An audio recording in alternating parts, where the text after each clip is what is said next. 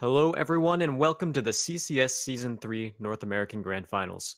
We've got an exciting match lined up between Disrupt Gaming and Mountain Dudes, though you might know them as X-Motivate or Sinister now. I'm Azaraki Dragon, and casting with me today is Flynn. How's it going, and how's the recovery? Recovery's going fine. Just need to get rid of this cough, but I'm good. I'm good. Had a nice little power nap from around the evening until now, so I'm all gassed up, ready for this long best of five. Best of fives. Yeah, this will be fun. This will be fun. I still have a feeling this is going to go the distance just because it is a best of five, and we're going to see all five maps go into overtime. So we're just going to have the maximum number of rounds we've ever seen, and it's going to be a fun time. Very fun time. It's possible. It's definitely possible. And now you guys know these teams very well. Disrupt obviously finishing the season first. Meanwhile, on the other side, Sinister, they basically ended up sweeping the second half of the season after they made a couple of roster changes, the ones that brought Cookies and Chapstick onto their roster. And since then, they've been on a tear. They took a 2-0 match over Sinister Academy yesterday, so they're looking incredibly strong. Meanwhile, Disrupt yesterday swept the floor with Carnage and Chaos. Now, the caveat we have to mention there is that Carnage and Chaos have had a pretty unstable roster since most of their team got picked up by Mouse Sports. So it's really hard to tell exactly which of these teams are going to win, but given their current form, I would probably have to give it to Sinister. Yeah, I think I said it yesterday as well as we were closing out the DG game, and I think Sinister are just the more experienced team overall. Let's be honest here; they have a little bit of pro league experience in there as well. But you can't really discount what DG has done so far. You look at the screen right now, you see a 12-2 record. CCS is a place where there's a lot of talent, and just because they might be under that magical age of 18 for the majority of them doesn't mean that they won't be able to hold their own or possibly even take this. I mean, it's been a very impressive run for them, and I think they've displayed a lot of maturity and emotional progression and just the ability to remain calm in a lot of different circumstances. We haven't seen them go off the rails very often. I think one of their losses was at the hands of Sinister. It was, if I remember correctly, and then the other one was to the Sinister Academy. So they defeated one of their demons earlier on in the season in kind of winning that last matchup against Sinister Academy and tying that up. And then now this is the last team that beat them. This is the most recent team to have beaten them in CCS is Sinister. I'm looking to see if it's going to be a repeat. It's obviously a much longer series. Instead of a best of 3, it's going to be a best of 5. That depth could have an issue or present an issue for DG. Maybe they're just not used to that. Maybe they don't have that kind of stamina in them. Maybe it's gonna draw them out and maybe give Sinister an edge late if they can extend it that far. Speaking of, we're heading right into the rosters. We've got on Disrupt Gaming, EXO, Yaga, Dot Dash, Sweater, and Bolo. You've seen these guys frag out all season. They're pretty ready to play for this game. Now, Flynn, take it away with the Sinister lineup. And remember, this is the new Sinister. This is X-Motivate, who has been picked up. Yep. So Talon, Billboard, Yellow, Cookies, and Chapstick. So a very experienced, very star-studded roster in there. I make fun of it every time I get the opportunity to with Talon's strat book that he talks about on Twitter. But I mean, they have demonstrated a lot of depth in strategy previously, whether it's in the CCS, whether it's in the US Nationals, whether it's in Challenger League. I mean, this is a team that has been together for the most part as a core for a very long time, and they have been continuously grinding to get back into Pro League. And I mean, everything now after picking up Chap, I mean, the first part of the season earlier on in the spring for CCS was a little rocky for them. They started out, I think, 0-5 was their initial record, and everyone was thinking, wow, they've really fallen off. You know, this is a former pro team losing to maybe some underage talent or maybe some not even Challenger League level teams. And then they pick up Chap, they reorganize the strat book, and they go on a run. And I mean, ever since then, I haven't really seen much of them slowing down. I think they are a very well put together roster, and I think tonight's going to be kind of a show off for them. I think this is going to be a moment where they look back and think maybe this is a pivot point in our trajectory. Are we really going to continue on and make it all the way back to Pro League, or are we going to continue to stutter out and just kind of stay here in CL and CCS? It'll definitely continue their win streak in CCS if they can pick up this win. Now we can head over to the map bans, which we're going to be doing live this time around. One thing I do want to mention is that the last time these two teams faced, it was back when Sinister was Motivate, and they played on Border and Clubhouse were the two maps. On Border, Motivate won 6-1. On Clubhouse, Motivate won 6-2, and it was a 2-0 sweep. So those are some pretty decisive victories. Now, since then, Disrupt have definitely improved, but at the same time, since then, Motivate, now Sinister, have gotten more time together as a team to get their cohesion down and to basically learn more about Talon's stratbook. Yeah, I think I was actually casting that game. I was, if I remember correctly.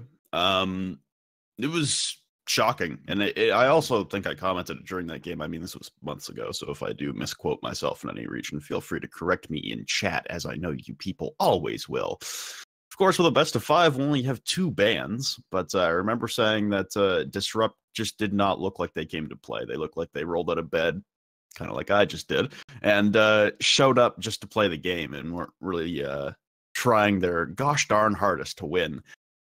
And I think that's definitely not going to be the case this evening. A lot of money on the line, a lot of prestige, a lot of bragging rights. Our only 2 bans, because this is a best of 5 and we rock a 7 map pool, is going to be Bank and Coastline. Probably 2 of our, well, Coastline gets up there, but Bank, probably one of our least played maps here in CCS and in North America as a whole in top tier competitive play.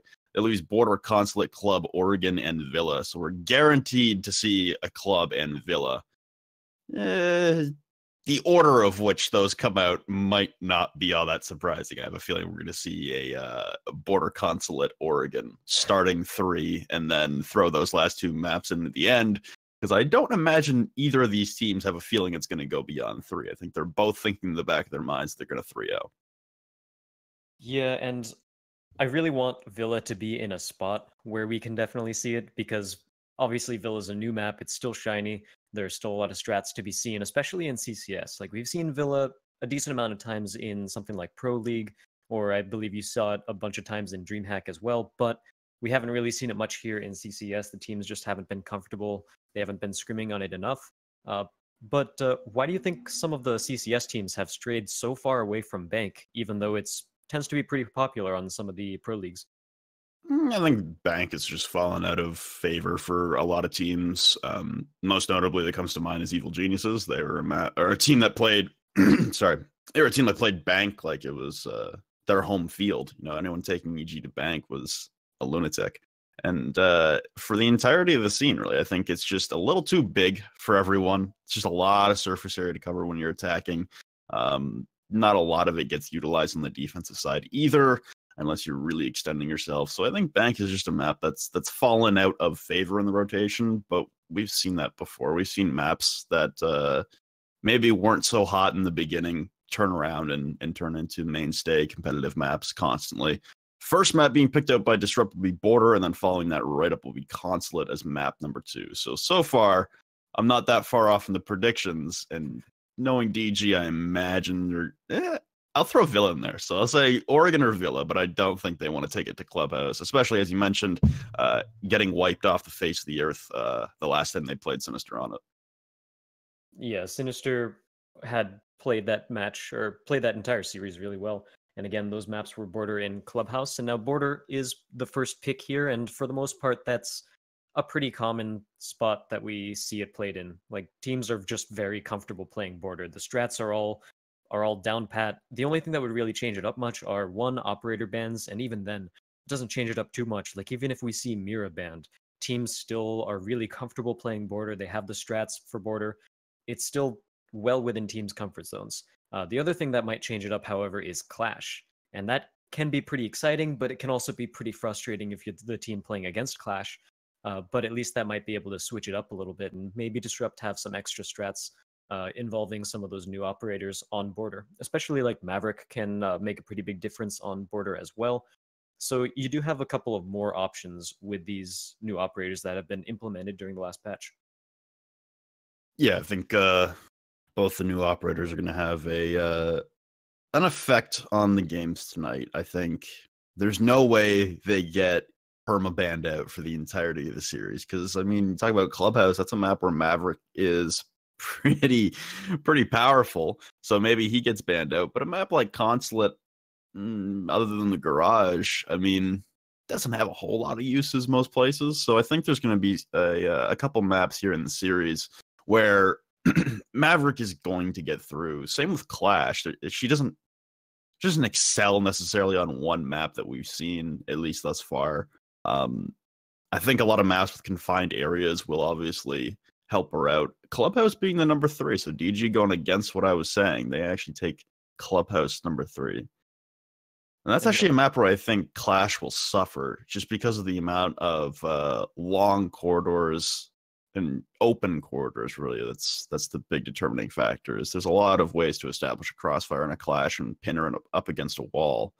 It's not a good thing for a Clash to try and extend out of the objective on Clubhouse, and if you're not really pushing out of the objective, you're not slowing down an attacking team enough or absorbing all the utility that they're going to try and use to remove you from play.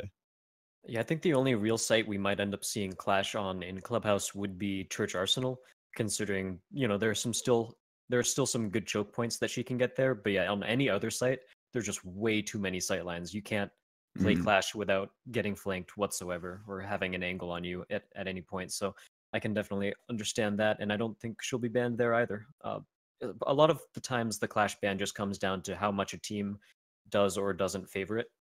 Other than that, it's, like you said, not too map dependent in general, unless it's something like Clubhouse where there are just so many angles everywhere.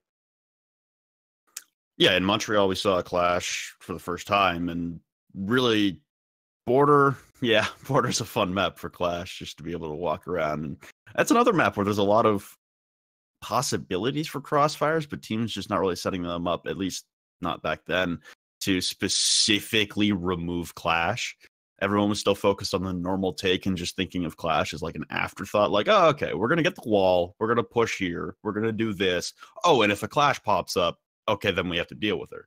But then as the tournament went on in Montreal, there was more of a focus paid attention towards a Clash. She was immediately pre-droned, which, I mean, there were usually 2 or 3 drones entering the building to try and find out if there was a Clash or not, which was a little abnormal. And then secondly, the first minute of the attack would be, where is Clash? How do we isolate her? How do we get rid of her quickly without losing every single bit of utility we have all the time and possibly a couple attackers? Yeah, those very good points all around. And now I think one of the other, like, Villa is also another map that doesn't necessarily favor Clash too much, partially because if you're on the first floor, all of the ceiling above you is destructible. If you're on the second floor, all the floor below you is destructible. So you can pinpoint a Clash pretty easily as long as you are also watching the angles on your roam clear. And that overall doesn't lend well to Clash whatsoever, because up and down is just another angle that you can get shot from. And on top of that, Villa does still have some pretty open angles, no super long hallways, no really tight choke points. So you can still put some use to her.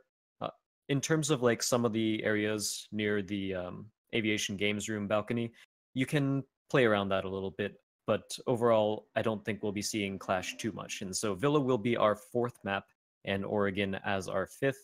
So Oregon's the decider. Villa's not the decider. It's possible that we might see some Villa. It's getting a little bit better as far as our chances go. Yeah.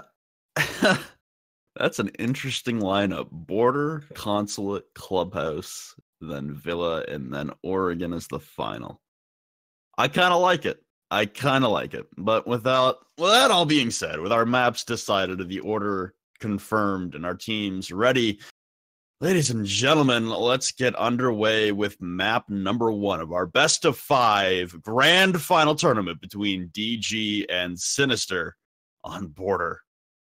Also, a good point to mention, infinite overtime is active on all 5 maps. So, yeah, that's just another thing to have happen. It's possible. We could be here a while. So as for Border, let's talk about some of the operator bans. Do you think Mirror's going to be banned? I think Mirror's going to be banned. That's a pretty common one for Border, and it just sort of it doesn't really shake up the defense as much as it did before when it was first banned a lot, but it can still make it a little bit more attacker-sided. Well, yeah, Bolo putting a sad face in chat, his Ying getting banned out after the demonstration that he put on yesterday with that, especially on Border. So I don't imagine a Ying is going to be let through anytime in this best of 5, which means that it's going to be up to DG pretty much every time to ban the Maverick. Doesn't happen here. They take out Blackbeard, Mirror the defender, no shock. Now it's Sinister's turn to ban our last defender and our last operator on Border. And I think the Blackbeard ban definitely makes sense because Sinister Billboard plays Blackbeard all the time. He's really good at it. He's been showing up on even before Motivate picked up Chapstick and got a lot of their second half together. He was still doing work on Blackbeard in a lot of the games that they won. He got some frags in, so it definitely makes sense as a ban. And as you were mentioning before, Maverick is definitely more useful on some sites than others. So I can definitely see why they wouldn't take a Maverick on this site because it's pretty good for the armory defense or for the armory attack. However, most of the other sites don't really have too big a use for Maverick.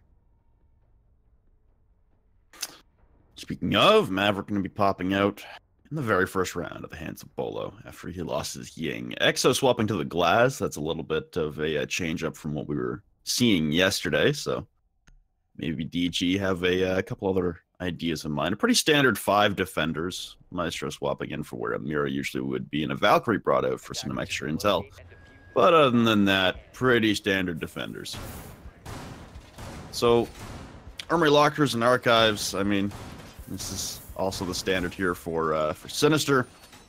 Not really too shocked by any stretch of the imagination. And yesterday we saw DG go for pretty much nothing but armory wall takes. I think they attacked this site 4 out of 5 times yesterday in the game against their opponent. And 4 out of 5 of them were A-wall takes. They only executed 1 office take, and it was successful. 6-0 on Border yesterday, but I imagine Sinister's going to be focused pretty heavily on the A-wall to start things off. Maybe DG will throw a wrench into that plan. Go for an immediate office take to start things off, although the Glass really does scream to me that we're going to be seeing an A-wall take here. And that's where everyone's heading. Just checking for spawn peaks. We tap in the break room door, making sure no one's getting a little too antsy. Starting off our best of 5. Lots of stack outside of break room and CCTV. Sweater holding down the waiting room windows. Yellow in a precarious position as his walls are not reinforced, and Sweater will tag him for about 50 damage. He'll retreat back to Fountain safely. Exo claiming the free real estate that is CCTV. And they join Bolo and Dot Dash. As the drones come out, they spot out the 5 on site. Pulling out the blowtorches, Bolo. Try and get rid of these bandit batteries. I'm having a little bit of technical difficulties right now, so you might have to keep picking it up for a little bit longer. No worries. Going prone inside the smoke is Exo to try and dispatch these bandit batteries. I'm seeing there's a lot of barbed wire in the way as well, but Bolo able to dispatch the bandit battery, no problem. The thermite charge coming out to blow open the A-wall. A minute in, we have a little bit of an engagement here. Bolo holding the angle for anyone getting cheeky with the prone angle from small office. There are 2 defenders stacked outside the small office door at the A-bomb. A 3rd metal half, a 4th coming from Archives door. It's a hard A-wall stack for the defenders here. Not a lot of soft reach from below to dispatch of anyone, and it's Yellow looking down through the kill holes on the floor to take down Yaga as our very first kill on Border. That was the only real soft reach they had to try and displace anyone out from behind Yellow, or behind half wall. Asphyxiating bolts not going to land. Finally, they will burn and finish off Yellow. So we have a trade out, a 4v4 situation as they all break down to come in and push this armory wall. You have Capitao asphyxiating bolts utilized to clear out half walls. Toxic Babe coming out in reciprocation as the drone gets destroyed by Chad. He'll back off to safety once again. Still using the SMG-11. Even after that new recoil update. Bolo, though, going to drop cookies, looking up through the hatches. Billboard to trade out Exo. That's the Glass. That's a huge coverage opportunity for Sinister, or for DG Lost. Down to a 3v3. Billboard still has a Nitro Cell downstairs as well, rushing straight in and flashing himself as Bolo looking down and going prone in behind the small office, being zapped by an Evil Eye, flashed by a teammate now. A lot of miscoordination here, and it's Billboard through the kill holes in the floor that will drop Bolo. 28 seconds, they need to strike to initiate a plant, and the thermite of Dot Dash, sorry, will drop Chap. Nitro Cell coming up down from below will drop Dot Dash from Billboard. Sweater left alone on a 1v2, trying to push in. He's got one downstairs and Talon right beside him at the middle half wall. It's Talon on the pre-fire with the Alda that will win it out onto Sweater. Resolution kind of dropped there for a second, but we're back up to normal. And a 1-0 momentary lead here for Sinister. I imagine none of these games are going to be going very quickly. I have a feeling most of these rounds are going to be going very deep into the timer, and most of these maps are going to be deep into the round count. But with that being said, we now head to Customs and Supply Room, probably the least picked objective in CCS for Border. Everyone saw what DG were running on Border, heading to that bathroom in Tellers. Swap up objective is kind of a throw-off, and sort of mirroring that, mimicking it to their best ability. I'm a little surprised by Customs, actually, especially with no Mira. Customs with no mirror trying to defend from the CCTV is never a fun time. And you may notice it's only me talking. Yeah, Azaraki has had a few tech difficulties, so he'll be back anytime. But I'll continue to hold it down as best possible while we try to get back into this. Mute Castle, Maestro, Echo, and Smoke.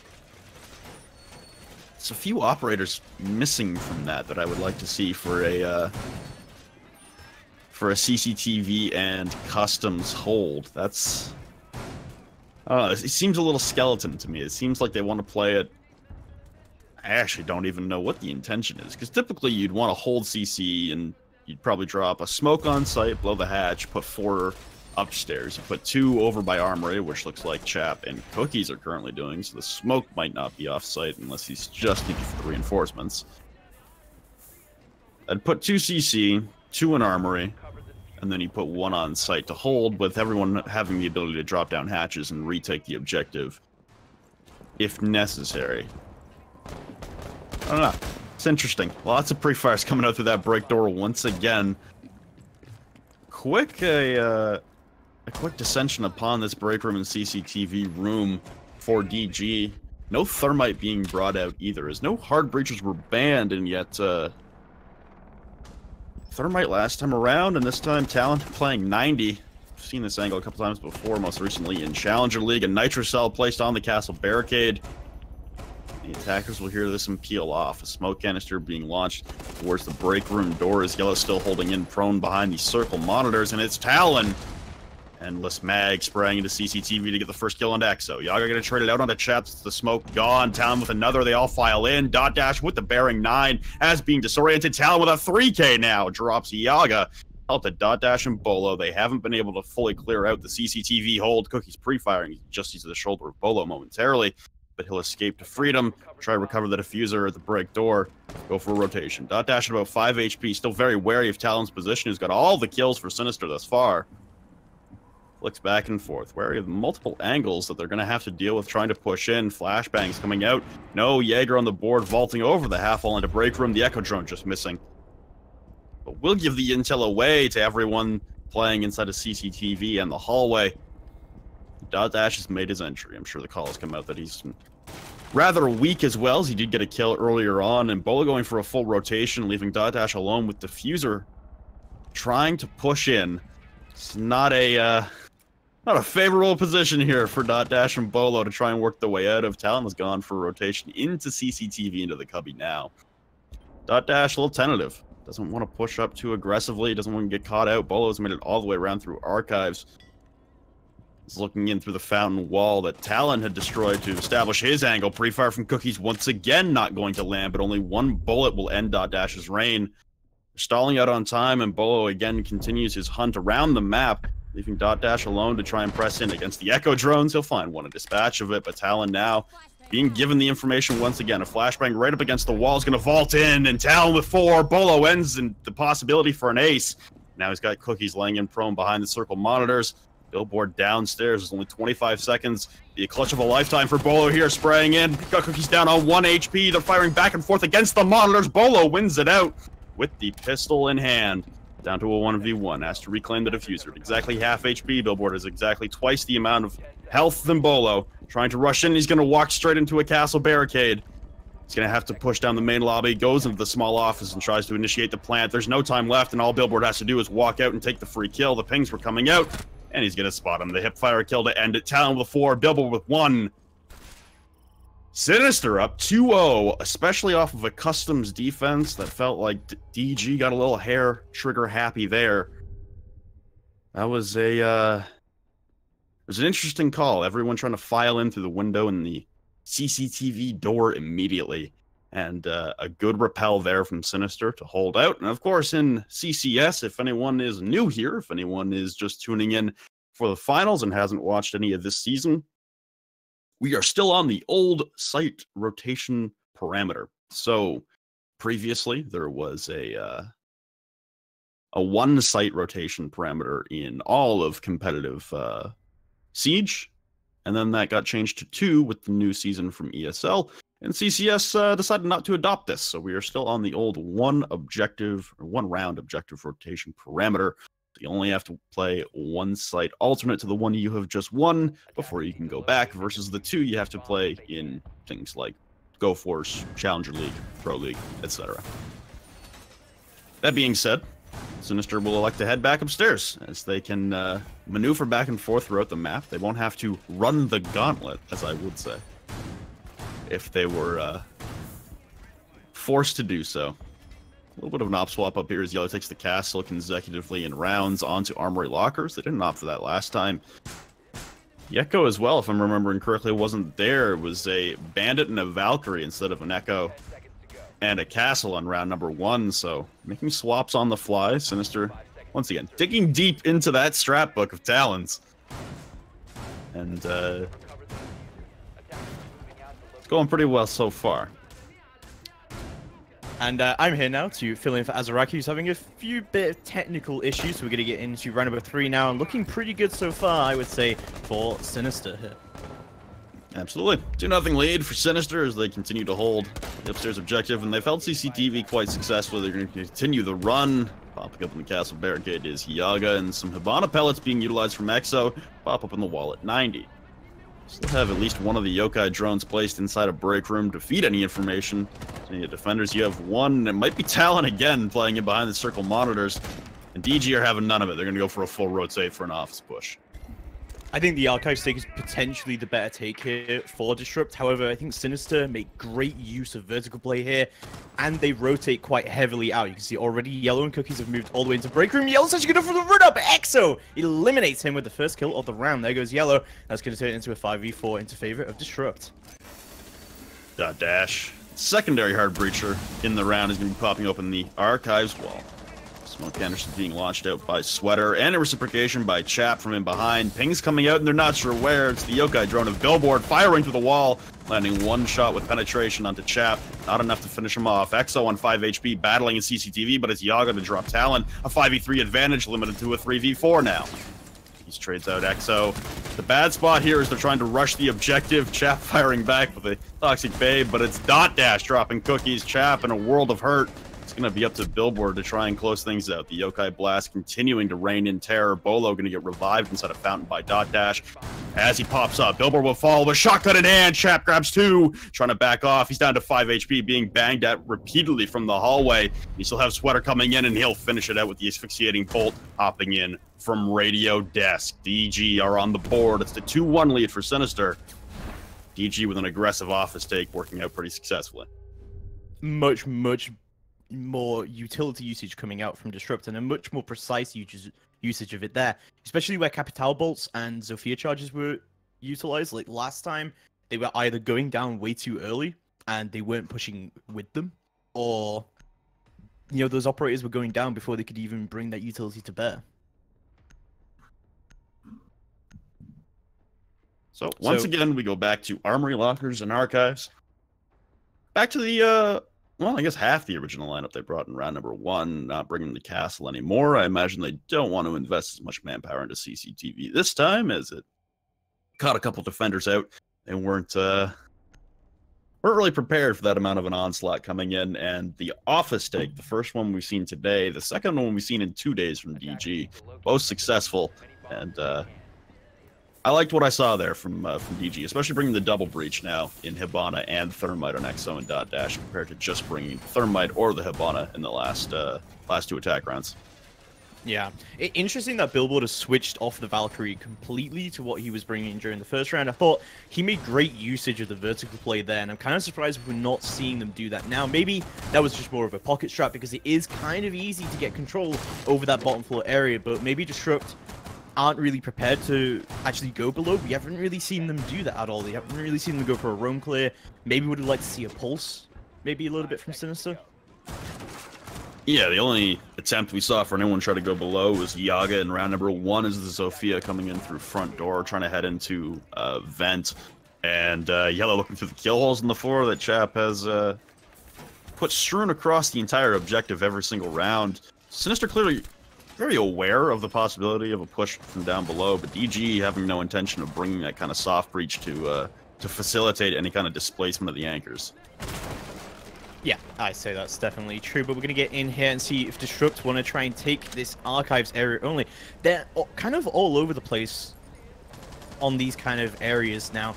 The last time they just went straight for that armory wall, they tried to get control of the CCTV, they realized it wasn't working, and then they pushed straight onto Archives. But this time they're trying to just see all these different angles out and see what's going on there instead. Hopping up onto AC is Exo now. Trying to look for those Echo drones and really anything that's going to be a nuisance to him holding AC. Not the most typical operator would be doing so with a Blackbeard band out. Somebody's got to man the position. Thermite charge sounded like it opened up the A wall, though, so it could be DG going for a full rotate once again, and it is. They have the CCTV control. They're holding down main lobby. Bolo with a pistol is going to take down Billboard. Looking through the floors, it was Billboard on his yokai drones, spotting out the electronic sensor of Billboard's wrist cam being given away. Lots of fire coming in through the soft walls. Great play from Bolo there as well, and that's turned into a 5v4, and already losing your Echo, that is a huge pick. See, Capital bolts are going to go down as well, as Yoga's starting to see if there's any Echo drones here, but he's going to hop over half wall, but Chapstick and Yellow both get kills. That's me, Dot Dash moving in, he gets a double kill there, Chap and Yellow out of it, but there we go, Yoga cleans it up, Disrupt, take round number 4, and a much better attacks coming out onto Armory Lockers. That ascension and utilization of all utility in tandem. It wasn't a bunch of people trying to file in one at a time. It was everybody working together as a team. So we have a level score count here on the rounds on map number 1. And it looks like Azaraki is back under control. We have all the tech issues sorted out. So thank you, Sternab, for hopping in for a couple rounds there. It's good to not have to constantly just make words come out of my mouth for that amount of time. But we're back underway. We got the original duo going, and we're gonna finish up border with Azaraki, but thank you, Sternap. I appreciate it, buddy. The internet works in mysterious ways, but seems to be stable. Yeah, don't we know it? But it looks like we'll actually have 2 6th picks for here. Pulse brought on the board instead of Echo, so that is sort of an interesting pick when you're going for Ventilation Workshop, but it still allows him to basically detect if someone is trying to plant vent. Is it good for seeing if someone's trying to push CCTV? There are still some options that he can do there, but normally you would see a pulse when there is a when there's an armory defense. Well, first option or first taking of Ventilation and Workshop for Sinister, as this is their last defensive stand in the first half. They'll head to attack right after. For the remaining 5 rounds of regulation, should we head to overtime on map number 1, then they'll have to go back and forth between attacking and defending until someone comes 2 rounds ahead from the other. Lots of wooden barricades being utilized by Billboard here. So they didn't want to take the castle. Still taking the UMP with the 3-speed, the cardiac sense, and the nitro cell. But Billboard laying just a crap ton of wooden barricades across the map, just as a nice little sound cue for anyone playing downstairs. And it looks like there's not a lot of people playing downstairs. It's just Billboard right now on the pulse. Could leave a perfect opportunity for DG to rush site. Yeah, we've got some really spread out roaming on the side of Sinister, and this has a potential of working. Oh, Yellow jumps out immediately and picks off Sweater with a headshot there. It was pretty heads-up play by him and good call-outs by the entire team. And so that's Sweater off the board. He's a very good fragger. He's playing Capitao. They're going to miss those smoke crossbow bolts. And unfortunately, that's a kill in the first 30 seconds of the round, too.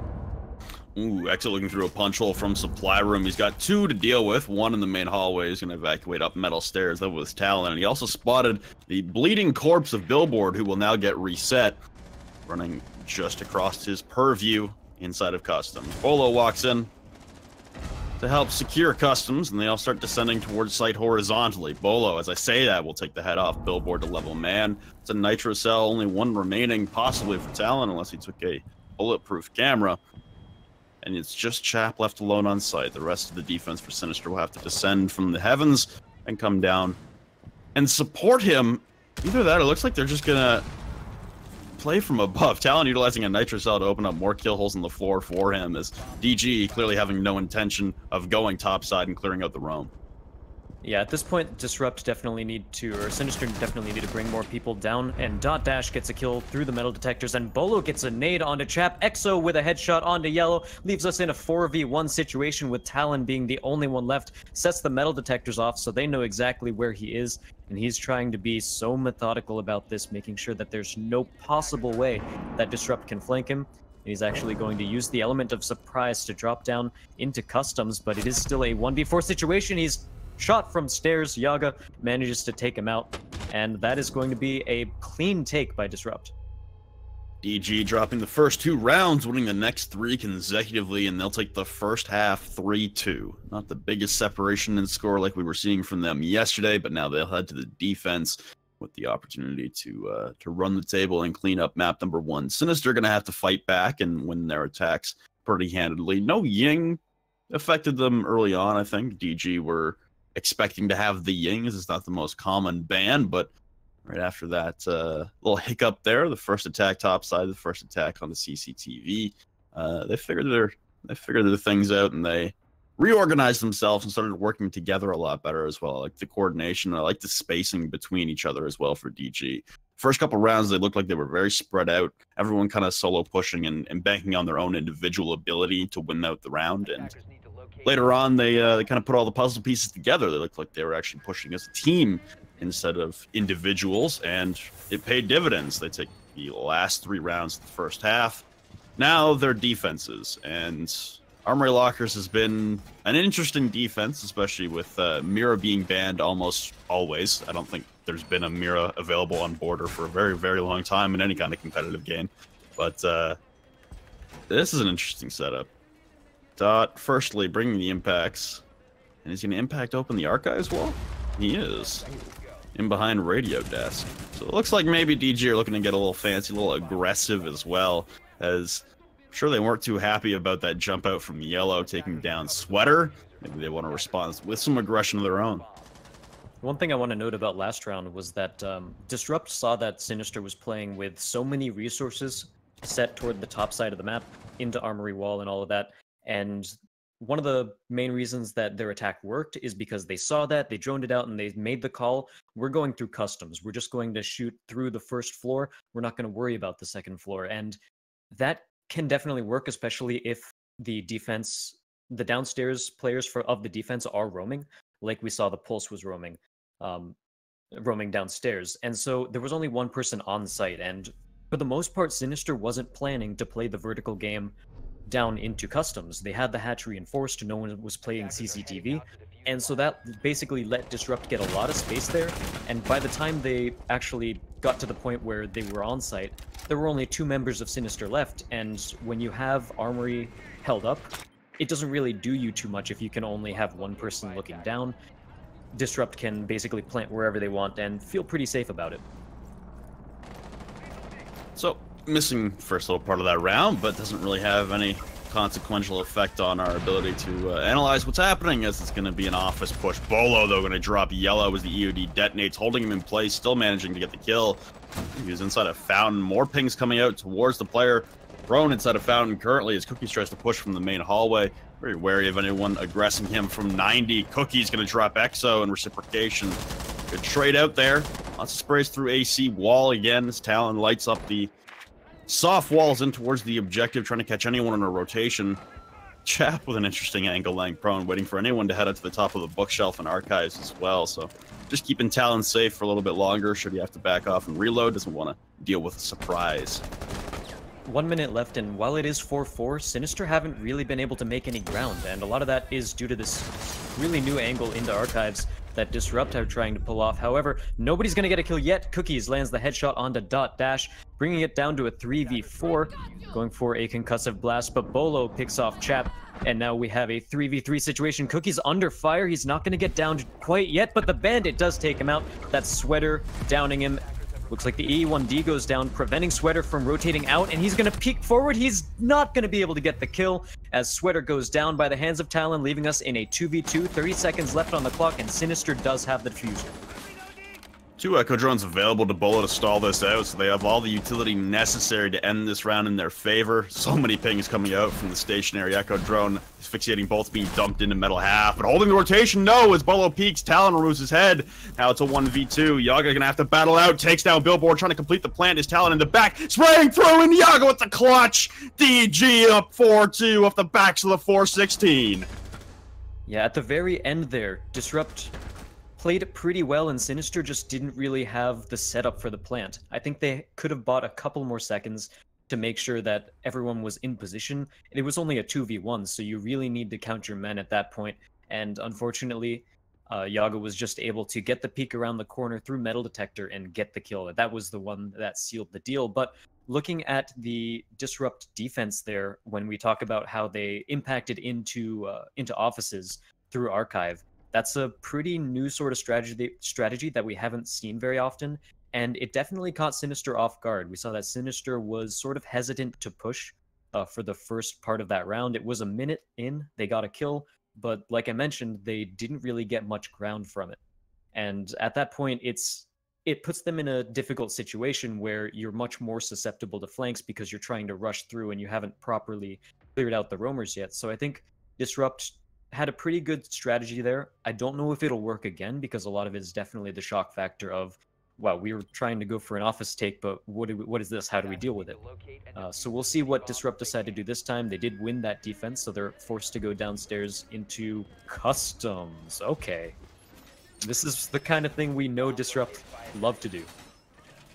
Yeah, I was even mentioning it when Sinister elected to head to customs as their secondary bomb site, that DG kind of made it pretty popular in CCS, at least, to head to bathroom tellers as your secondary or tertiary bomb site. But no, customs, like I said, I think it's the least played objective on border in all of CCS, at least in North America that I've seen. And for some reason, it's coming out in full force today. And the CCTV hold from Sinister last time around was quite successful, repelling all of the aggression and pushing power from DG, but now it's DG with a 2-round lead. Only 2 left needed to clean up map number 1 and push us on to Consulate, map number 2 in this best of 5.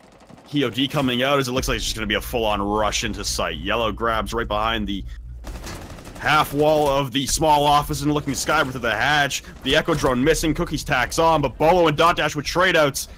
Billboard tacks on as the line. The plant gets completed, him behind the small office, dropping down now as Bolo, or Yaga, sorry, as they've swapped roles, in behind the circle monitors inside of customs. The 2v3 to battle out of. Yaga checking the Echo Drones for any kind of information. The second EOD going out as Bolo holds the rotation from main hallway and ventilation. Billboard currently holding the angle, sending out the Echo Drone on a scouting mission to try and just locate a single defender, give them the advantage. They're all full health, and if anyone has hatch control, you're going to be in a bad spot. Bolo firing over the head of Yaga as he tries to complete the defuse, but Talon, there's too many pings coming out on the wall, and Chap's going to round it out as Sinister with a questionable rush into sight. It works out nonetheless, and they'll take round number 7. The rushes that are least expected are the ones that work the best, and I really don't think Disrupt expected that whatsoever. They played, I think, 3 people upstairs.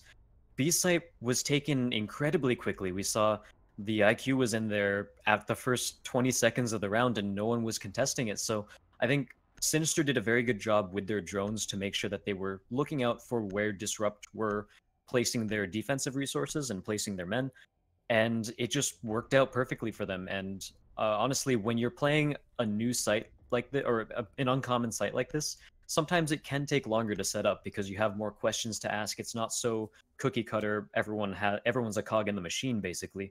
So in those sorts of situations where there's an unconventional defensive site, I think it actually lends itself to rushes even more. Yeah, we've seen plenty of customs rushes come out in the past. It's not the most unusual thing, and especially from a team like Sinister, who have a propensity to get a little aggressive at times when need be, as we've seen in varying amounts so far throughout this game, but mostly in previous games we've seen from them, not only in CCS but other ventures. They can tip their hand at being a little aggressive and spontaneous, and I'm interested to see if they can continue that, though, because DG are a team that can also play quite ranked starry. If there's a better term for it, by all means, lay it on me. But they're a team that can kind of throw convention by the wayside and just absolutely run around with their heads cut off and rely on that individual skill to be the successor. And we saw that come into play quite a bit last night when they were playing against Carnage and Chaos. And while we said a couple times Carnage and Chaos, their roster was one that was broken up a couple of times, so it was a little bit of an unfortunate position for them. Disrupt still were very comfortable playing the rush game. I think one of the rounds they won in about 40 seconds. So Disrupt are definitely that kind of unpredictable, aggressive team that we know of. And already we're seeing EXO play an angle pretty far back in East Stairs. Doesn't look like he wants to peek it yet, but there is always that option later on in the round. Meanwhile, Disrupt's defense, they decided to blow an impact hole out into offices through Armory once again. But this time, Sweater is the only one playing in offices, so they're not putting too much emphasis on the offices side in general. No. Instead, electing ahead for the Armory wall, peeking out and running his EXO, and he'll remove Billboard the Lion from play as he dances around the Claymore at the top East Stairs, and I'm sure everyone on Sinister are rather confused, but a good maneuvering there from EXO.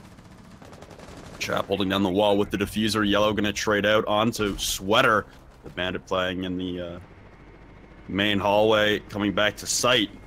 He's gonna lose his life on a rotation. Now peeking out through the the locker sandwich window, you have two repels coming out. Cookies up top, and Yellow thinking better of the bottom repel, but it's Cookies dropping Bolo. The Echo gone now, and they're in a good position to start rushing in for the plant upstairs.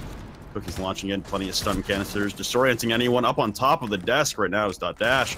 Got the FMG9 as the SMG recoil just an inch. Oh my, just holding down mouse 1 on the possible angle. Probably giving a haircut to Cookies, but he wins it out. Yaga on a return. Gonna volley back and take down Talon as he tries to escape to the CCTV window. A double pinch by EXO and Yaga as they both break into CC, and now the last two remaining attackers are downstairs. Might try and hold the diffuser strictly from below, but attempting to defuse now is EXO extremely low on HP. Yellow's not hitting the proper positioning, and now he's going to have to go for the rush upstairs. Yaga's going to drop Cookies. The defuse gets completed. Oh, Sinister. Just poor positioning there, and that's going to end that round. Put us on match point for map number 1 on border at the hands of DG. Yeah, Sinister got a little bit too ahead of themselves there, and one of the things that you want to make sure that happens before any plant, whether you're playing a pro game, ranked game, whatever it is, you want to make sure that when you plant the diffuser, your other attackers are in position to do something about it, to defend it. And at that point, they got the diffuser down. And now if the, I forgot exactly who it was, but if whoever was playing CCTV had stayed alive, then it would have been a different story. But he was the only one who could have contested that bomb. And so him going down meant the end for Sinister's attack there. And that was honestly a really good call by Disrupt's in-game leader. If they knew that there was only one defender or one offense upstairs, they basically say, all right, let's rush this person. Even if one of us die and we trade it out, it's still worth it because we have enough time to get the defuse stopped, basically. And the other mistake, obviously, we saw on screen, Sinister didn't quite know where the diffuser was being diffused from, and so he was shooting the wrong location the entire time.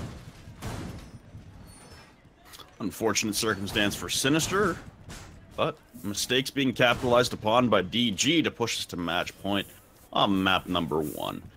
Good spot for them after losing the first 2 rounds. This looked like it may be Sinister walking away with it. Extremely early on to make that kind of prediction, but that kind of momentum in their favor. They look strong.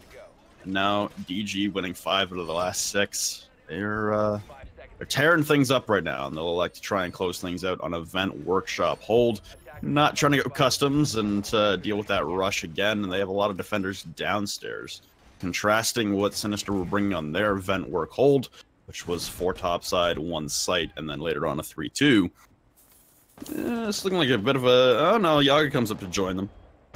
So it could be an identical manpower distribution hold, at least. But different operators as Bolo brings the pulse, same as Billboard, but playing upstairs instead of down.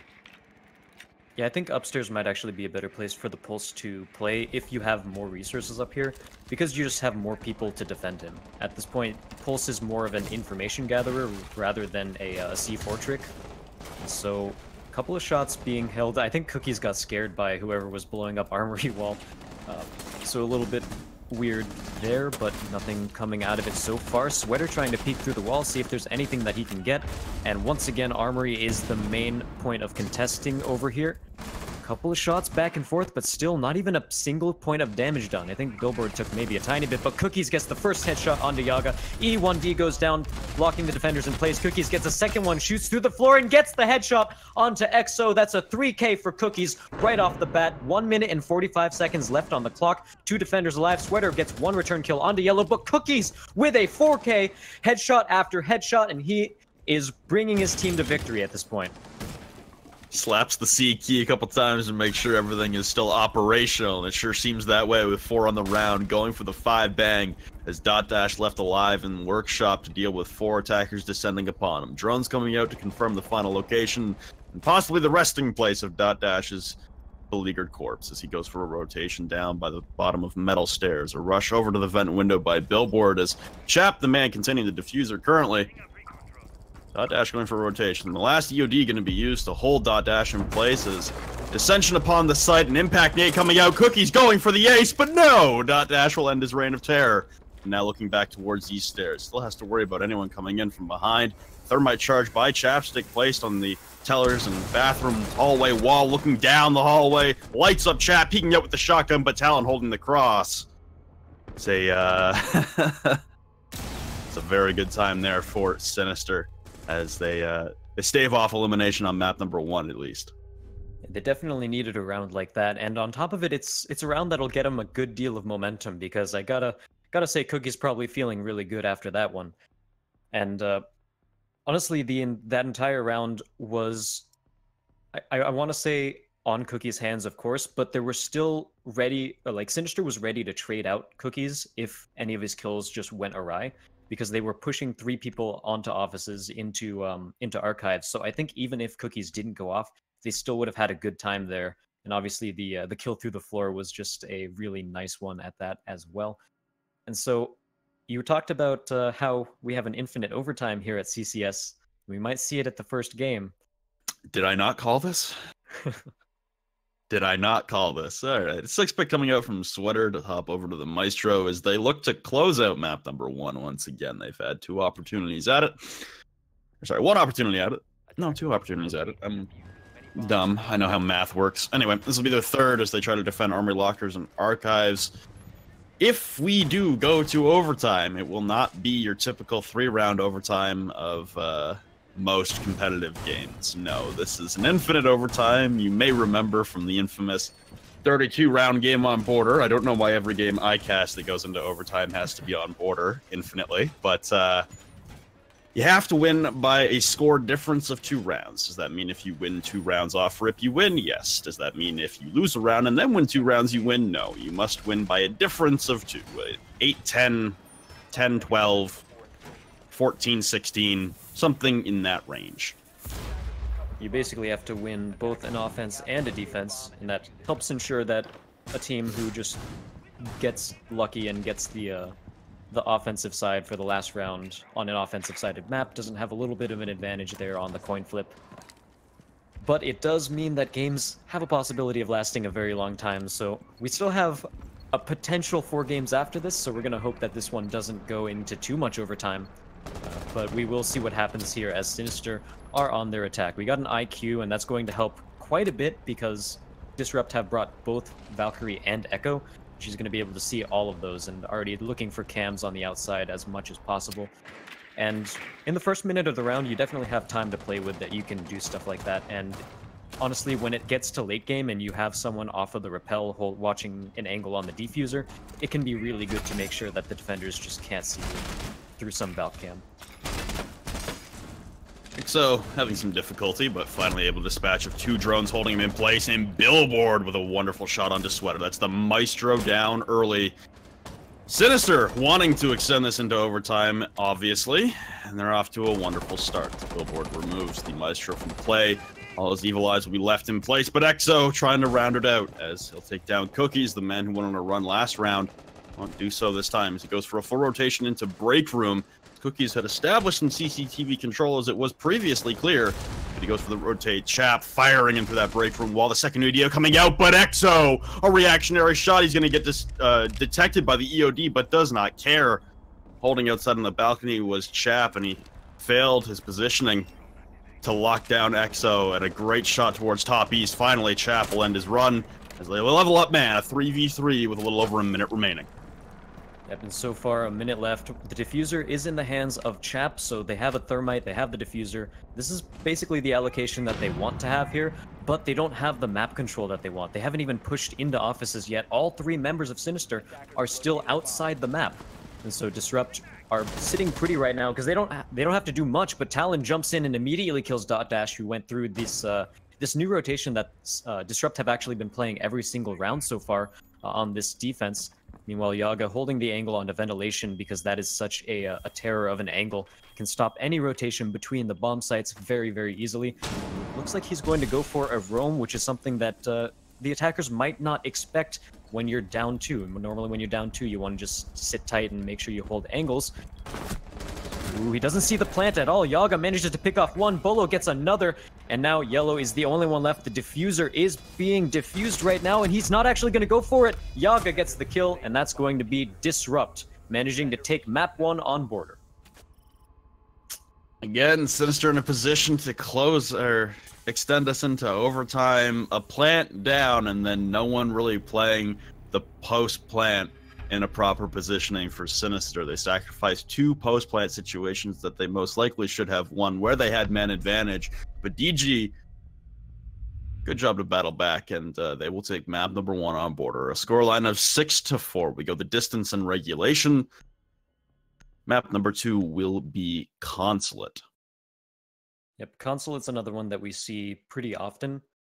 And it's not as set in stone as border is, and honestly, we didn't even see Disrupt play border defenses super defaulty because there was, again, that impact grenade hole between archives and offices, which seems like it worked pretty well. They were able to force some rotations through there. They held offices really well through most of their defenses, and I don't think Sinister expected it too much, but at the same time, they didn't really adapt to it much throughout their rounds as well, because Disrupt, I believe, won every armory defense that they had, and they also used that that rotation hole on every armory defense they had.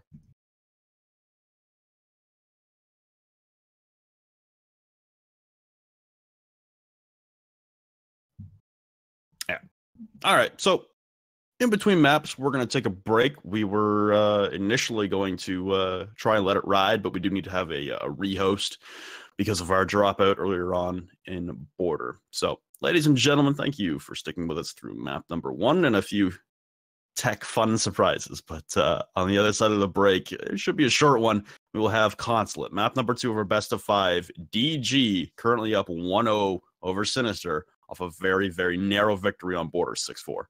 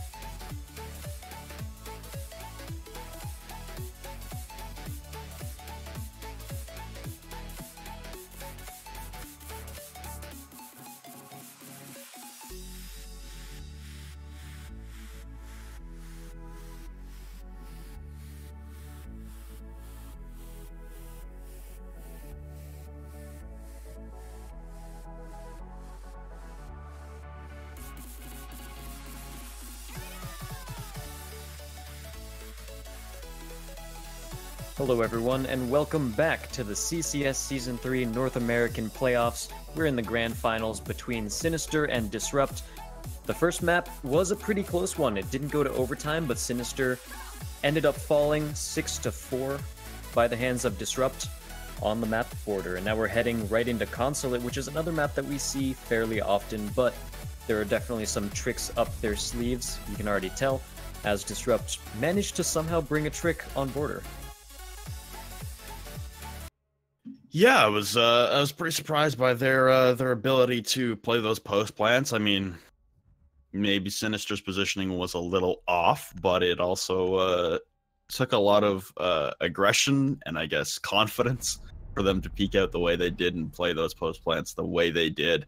I was very surprised in that last round that Bolo didn't use the Echo drone that he had inside of Archives or Fountain. I can't remember where exactly it was, but it was very close to being able to stop the plant and hold out for the rest of the round.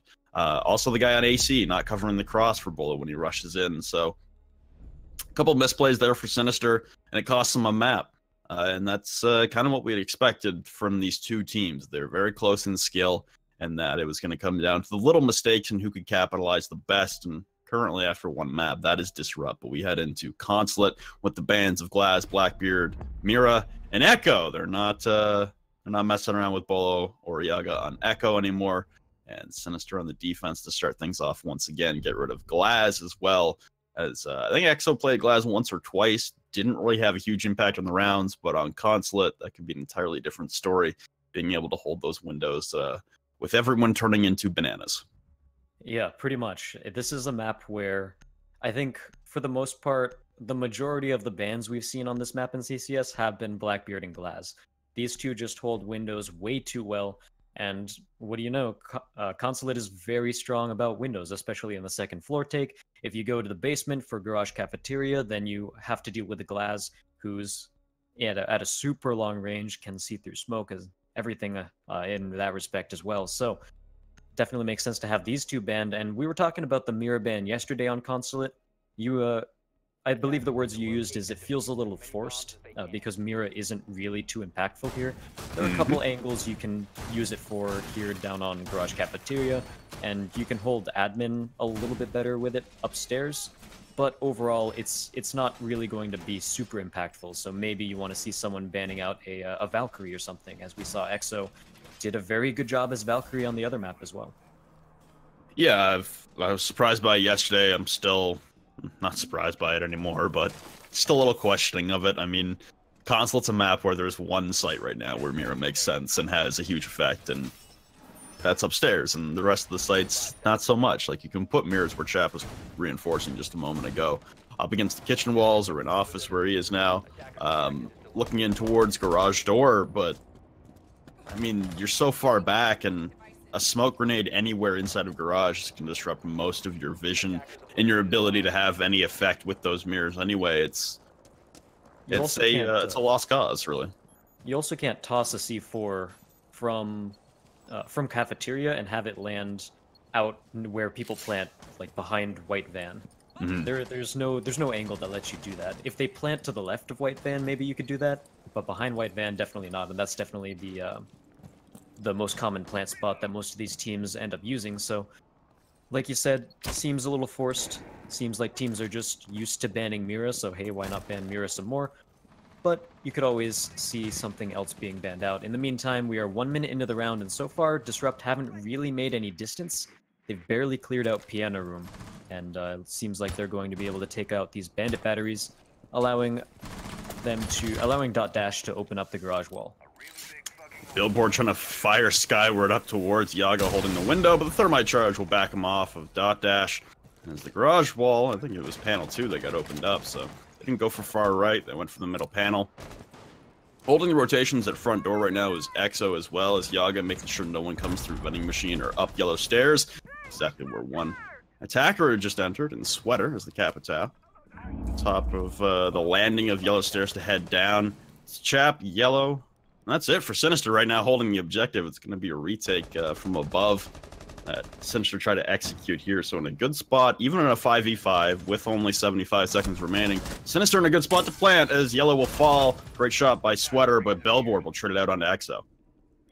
And Billboard is still playing around yellow stairs. He's ready for another pick. However, so far, Disrupt haven't really stepped into anywhere. And now Bolo and Yaga both get picks, leaving us with a 4v2. Talon returns it with a headshot. Yaga gets one more, and Dot Dash cleans up the round onto Talon. Round 1 goes to Disrupt after a very fast plant and just a clean execution all around. Talon trying to go for a very long run. Saw that at DreamHack as well, and it did not end well there either. Usually doesn't. Usually doesn't. He didn't Tom Brady uncork one from the top windows this time, but hey, A for effort, bud. Just C+ on the execution. DJ take round number 1 on the attack.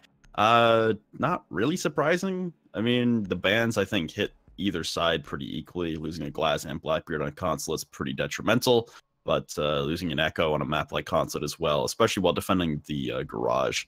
It's a hard road, so I think it's still pretty evenly as far as the bans go, and DG have shown the propensity for aggression and being able to stranglehold around. Once they get one, they kind of follow up. They play off the momentum game quite heavily, and that round was no exception. And Yellow going to be bringing out a Maestro this time, so they can actually have some more information towards the front of White Van there, making sure that they know when the plant is coming. Chat got caught out trying to throw a smoke canister in towards back White, where Bolo was already holding the angle as the Ying with the ACOG pressed up against the wall. So a good play by him, and catches Chap off guard just in a mid-throwing animation where there's absolutely no way he could respond.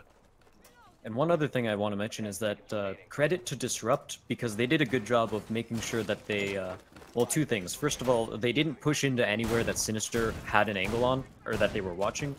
You saw someone from Sinister, I believe it was Cookies, holding above Piano through the hatch. No one really pushed into Piano. We had one rappelling off of the Piano window, that was Yaga.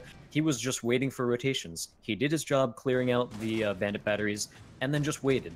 And so Sinister didn't really get much off of their roamers, even though they played 2 or 3 members top, and as soon as the defuser went down, they rushed back to site, got caught in the crossfires by all of Disrupt's angles, and honestly, Disrupt just played a really good game there in terms of making sure they played for the execution. They didn't get too greedy or over-aggressive before they actually set their plan into motion. Lots of pings coming out on the windows here as DG putting a little more emphasis on looking upstairs, and they're actually going to have an entry here. I believe it's from EXO. Okay, that's a nasty lineup that could have resulted in a team kill pretty quickly. I think it was either EXO or Bolo that went for the entry upstairs into CEO. Talon is going to come up and meet them topside, so we'll have an engagement, probably first contact, and an asphyxiating bolt going to push Yellow out, takes 75 HP off his life. Talon looking down through the floor, dropping a Valk Cam in, and he's still got one playing instead of the Cubby CEO as he turns that corner, holding the pixel. Oh, he's just not spotting his shoulder, just going to hold mouse one for the sake of it, but it's Talon winning out onto EXO, who did go for that entry. One of the top players finished off. Cookie's going to tack on. More Valcams being lit up and thrown out down outside. More shots raining into the back of White as Billboard sustaining a lot of damage, but unable to be finished off. And that's the theme of the round for Disrupt so far. I think Disrupt so far have just gotten a little bit too greedy or too comfortable with their position, because last round they did a very good job of just playing towards site, playing for the execution, and now they're trying to go out for this roam clear. They're pushing into the top floors instead of just playing the angles, and they lost a couple of members of their team as a result. Sweater takes down Talon, so that is a return kill, but he was playing top floors, so they don't really get a lot of map control off of that. They just clear out another roamer. Now Yellow is ready to spot anyone who tries to go for the defuse, and overall, Disrupt aren't doing as well as they did last time. Sinister going to find one head. No, Bolo actually takes him out. Cookie's just not able to find the frag there, and now Ying's Candelas are going to be still on the board, and they're going to be able to push the site. 30 seconds left, and they have a lot of utility left. Well, crossbow in hand, it's not a good position for Sweater to be in. Billboard flying up the yellow stairs. Yellow going to clean it up with a 2K with the Alda. Sinister battle back. They win the garage in the second attempt, and they tie things up on console at a 1-1 ball game. And DG coming close to acquiring a lot of frags that round, just unable to start things off hot, as it was almost a 5v3 advantage in their favor instead of being at the 3v5 deficit. Yep, and just to reiterate again, that was mostly, I attribute that to Disrupt trying to play the room clear game instead of just going for the execution like we saw last time and holding angles. And so they got picked off a little bit early, and at the very end there, they just sort of lined up for the Alda. He was just holding left mouse button. He thought he was only going to get 1 kill, but hey, someone else ran in front of it too. So you take those as a win. And now we're going to see Sinister head up to the console office and the meeting room. And this is pretty interchangeably. Like, some teams prefer holding second floor first. Some teams prefer holding basement first. And in a little bit of situations, it depends on whether or not Mira's banned, because as you already said, Mira holds admin pretty well, so having a Mira on the board lets you defend the top site a little bit better, but still, these two sites are pretty similar in terms of their viability. A little fascinated by the 6 pick to a Frost from Talon from a Vigil. Top floor, I'm just trying to think of Frost mat locations that would have a lot of effect that wouldn't be spotted out immediately. The only thing I can think of is maybe you can get lucky on someone from Disrupt repelling into a window without really checking previously, although that's very unlikely. The amount of drones that DG will use in the number of drones that they're going to use in their initial entry, they're most likely going to spot these. I don't know. I think maybe since the Valkyrie was still available, 6 picking to it. Also, considering it's the Frost Elite, like, if you wanted a more visible Frost mat, there couldn't be one. I don't know. We'll see how it goes. Maybe I'll eat my words. It's super visible, but they look really intimidating. You gotta at least give it that.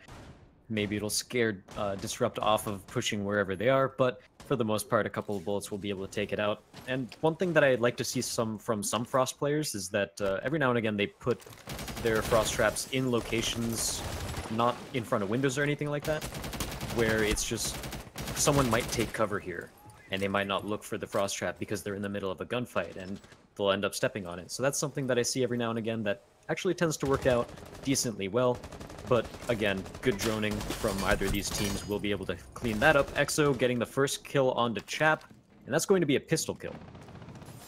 Probably looking through the floor once again with the cardiac sensor as Chap was on cam. It's been a common theme so far, and Yellow down to about 5 HP, so this is the same kind of start that DG had last time, but Cookie's able to win it out onto Exo coming up Spiral, so the solo entry of Exo claims 1 victim, and a pretty important one at that of Chap, and if they can get a reset onto Yellow, they'll be pretty much even across the board, but Yellow is going to very foolishly just walk into B as Bolo holds the angle from the B window, so once again, a man advantage established for DG. You sort of have to ask Yellow why he was pushing in there in the first place. Like, there was no danger, there was no threat, there was no real reason he had to be in there to hold. He could have just played outside and listened for anyone trying to jump in, but he got a little bit aggressive there, and despite the fact that there were 2 holes in the windows, he still wasn't quite careful there, so I chalked that one up as a misplay, and Disrupt are going to be happy with that nonetheless, as Yaga gets another kill, bringing it down to a 4v2. Caught in the windows, however, Cookie still manages to get the frag onto Sweater. Now pushed from downstairs, Yaga almost drops, but he actually does get refragged by Talon, who is the only one left in this 1v2 situation. Dash goes for the plant. There is a Ying still on the board, and Bolo is going to take him out. That Ying, it was banned the first round, and you can really see why. Bolo enjoying the Ying lately, and to great success as we saw yesterday and through the first couple rounds here on Consulate.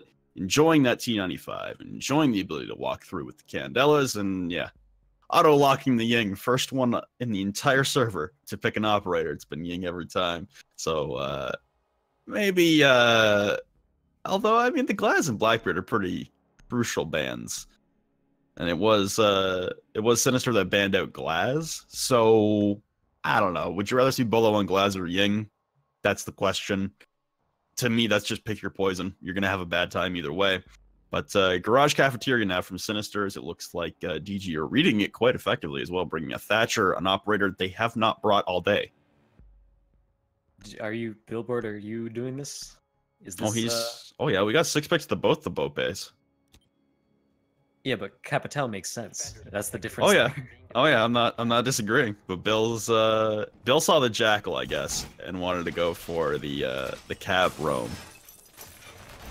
Even then, like, I don't like it. The Jackal doesn't see the footprints. It's so minute because you can still easily just drone out Caviera, especially on a map like Consulate where there isn't really too much to drone out. We'll have to see how it works, but I wouldn't bet on it. Maybe we'll get maybe we'll get an interrogation. As far as I know, we have not gotten one all season. in CCS, at least in North America. Could have been one in EU. But as far... Oh, God, he's hiding an admin. It's a pretty common corner to check, and his foot sticking out around the barricade. That's, super common. That's interesting. Although, if EXO does go in... Okay, he's got Diffuser, too. So I doubt it's going to have, or be specifically EXO. But EXO did go in for a solo clear and get caught off by Talon last time attacking downstairs. So... maybe they're reading into something, or maybe it was just the Jackal that got 6-picked away. There's no Bandit or Mute, so the wall is completely free for Dotdash to open up. Both left and right panels being opened. Just a nice little strip down the middle. That'll be holding off any bullets. Love how metal bars act in this game. Yeah, it's kind of strange at times, and at this point we see, like you mentioned, there was no Bandit batteries, and part of that is, I think Billboard could have played Bandit, very certainly, but Disrupt get a free wall at that point, going for a smoke arrows to capture off this entire area here, but I think he actually asphyxiating bolts Dotdash a little bit, who's forced to run into the smoke instead. Pick your poison there, and unfortunately he ends up going down by the hands of Chap. 2 more kills across the board, that's a trade. Cookies managing to go down, and that Billboard gets another kill. Leaves us with a 3v3 situation. Make that 3v... Wow, okay. Bolo manages to take off 2, and Yaga gets a headshot as well. So Disrupt getting that real fast, and Sinister probably rethinking their operator lineup. Maybe a kill Bolo didn't deserve there. Going prone and having to hip fire and then randomly tapping a bullet, but Billboard was extremely low on HP, having encountered someone previously. The Cav, not really working.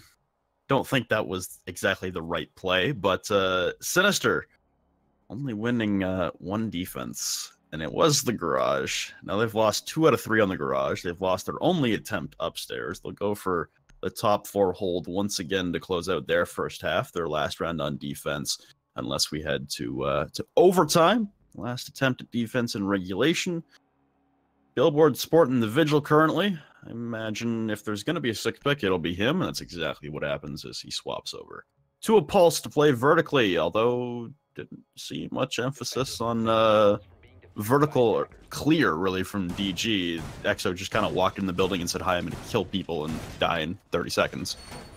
And then Yellow had the questionable run into this, into the console office. With 2 windows broken and no real reason to get in there. So a couple of misplays last time, and I think for the most part Sinister are thinking to themselves, you know, there were a couple things that we could have just straight up done better on this site. So let's play it again and shore up those weaknesses, and we'll probably be able to take it. And we'll see what their setup is going to be. As you said, Billboard playing the Pulse, we haven't seen a lot of vertical play from either of these teams, really. For the most part, it was just Disrupt using the piano room to take out the Bandit batteries, and that's just a default. That's not a team style sort of thing. You see that anytime anyone plays on the garage. And so the main thing we want to look out for is where Disrupt's going to be attacking from.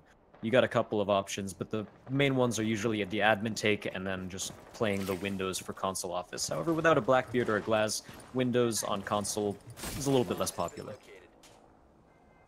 Bolo alone right now. He's got actually company over on the far south window as they go for an admin take. It's Dotdash and Bolo for right now. Billboard playing inside a break room with the cardiac sensor up against 3 soft walls to his left-hand side. If any drone pings come out, Bolo could dispatch of Billboard quite easily, as the drones will spot him. He'll back off down Copy Hallway and head to Vending Machine, a double stack of cookies and Billboard, and a quick rappel in. So if maybe Talon was playing the Frost again, the Frost mat would have caught Bolo in its trap there, but not being played this time around. Sinister going back to the more traditional routes. The drone spotting Billboard is going to get concussed. Cookie's going to drop Exo, but Dotdash on a trade out. Yaga was the one disorienting Billboard as he escapes down to Spiral. Yaga was playing Copy Window, apparently. Yeah, that's a pretty unpopular place to die, so a little bit of a win there for Sinister, but again, as you mentioned, it's traded out very quickly. That is, however, the smoke grenades out of the pictures, so you're going to rely on Ying's Candelas in order to get into sites, which that's still a very good ability, and we've seen Bola play Ying to great effect recently. Already, Chappie has actually gotten down as well, so I didn't see what happened there. Bolo goes really in heavily for it, the aggression, manages to take out Yellow after some Candelas and a lot of fire trading back and forth. Going to Candela, the floor through the hatch, not really getting anything from it yet. Billboard goes for a C4, but he picks it up instead of trying to go for the frag, and that's going to be his life going down. And now Talon's the only one left. He gets one, gets two with a headshot. Yaga goes down, trying to see if there's anything he can C4, trying to go through the windows perhaps. But at this point, he is playing for time. 3/4 of the defuse timer left, and Sweater's actually just going to flank around towards Spiral Staircase and take him out. Unfortunate as the last two remaining defenders were both Bolo and Talon playing the advanced info with Nitrocells. Below, this map, as compared to Border, a bit more of a wipe here in the hands of Disrupt. A 4-1 lead after the first half versus a 3-2 lead after the first half on Border. All they need is 2 to have a chokehold lead, although we know from the Invitational that a 2-0 lead is not always safe, and a best of 5 could go any direction. The comeback is most certainly possible. But we're switching sides. We are switching sides, so now it will be DG on the defense, Sinister on the attack, and Garage will be our first point of ingress. Yep, another Garage defense. So it seems like both of these teams, with the Mira off the board, prefer Garage to the meeting hall, to the meeting room defense. And for the most part, again, these sites are pretty similar in terms of their viability, so no surprise there. We haven't seen any lobby hold from Sinister, so that is something that we might see from Disrupt, because we've talked about already that Disrupt do like to catch their opponents off guard, so keep an eye out for that one. However, it seems like they're going to be playing a fairly standard defense here. They're bringing in Ella as their roamer of choice. Those concussion mines. Scorpion, of course, got nerfed a while ago, so she's not the Ella of old. But I think the recoil changes did help Ella out a little bit. I hear things back and forth on that one, but I'm not an Ella player myself. The recoil changes helped a little bit, but it still does veer much heavier than it did when she came out. The initial launch recoil for Ella. Yeah, that was well, excessive, but no, it's not terrible. I think Ella's going to be coming back into fashion a little bit more than most people would enjoy if you're an attacker. It's not fun to walk into those concussive mines that completely screw your DPI, but hey, that's the worst part. It's a feature. The swaying you can get over, the sound, the reduced sound you can get over, everything is fine except for the reduced DPI, because you're not able to flick around to any flanks.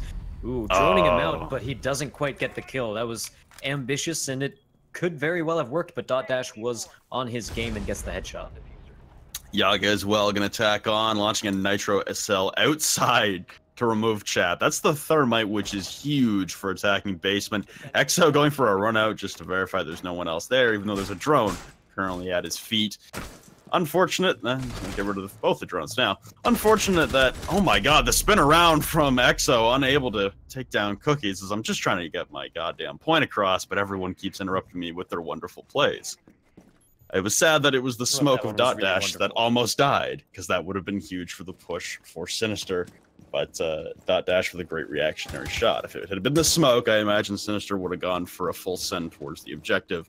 As on defense, there's really not a lot that could repel them from doing so. The smoke really all there is. The Nitro Cell was going to get launched out regardless. It would have been an easy plant there, but DG still on top. Yeah, and Yaga's Nitro Cell has already been used as well, so like you mentioned, the smoke is the only one that's going to be able to defend some of these plants here. And Sinister have slowed their game down. They're starting to take a little bit more time. Was that a concussive? Oh, he goes for the camera instead of the peek. He did not see that at all, and now Yellow does get the refrag, but that is not a kill you want to drop.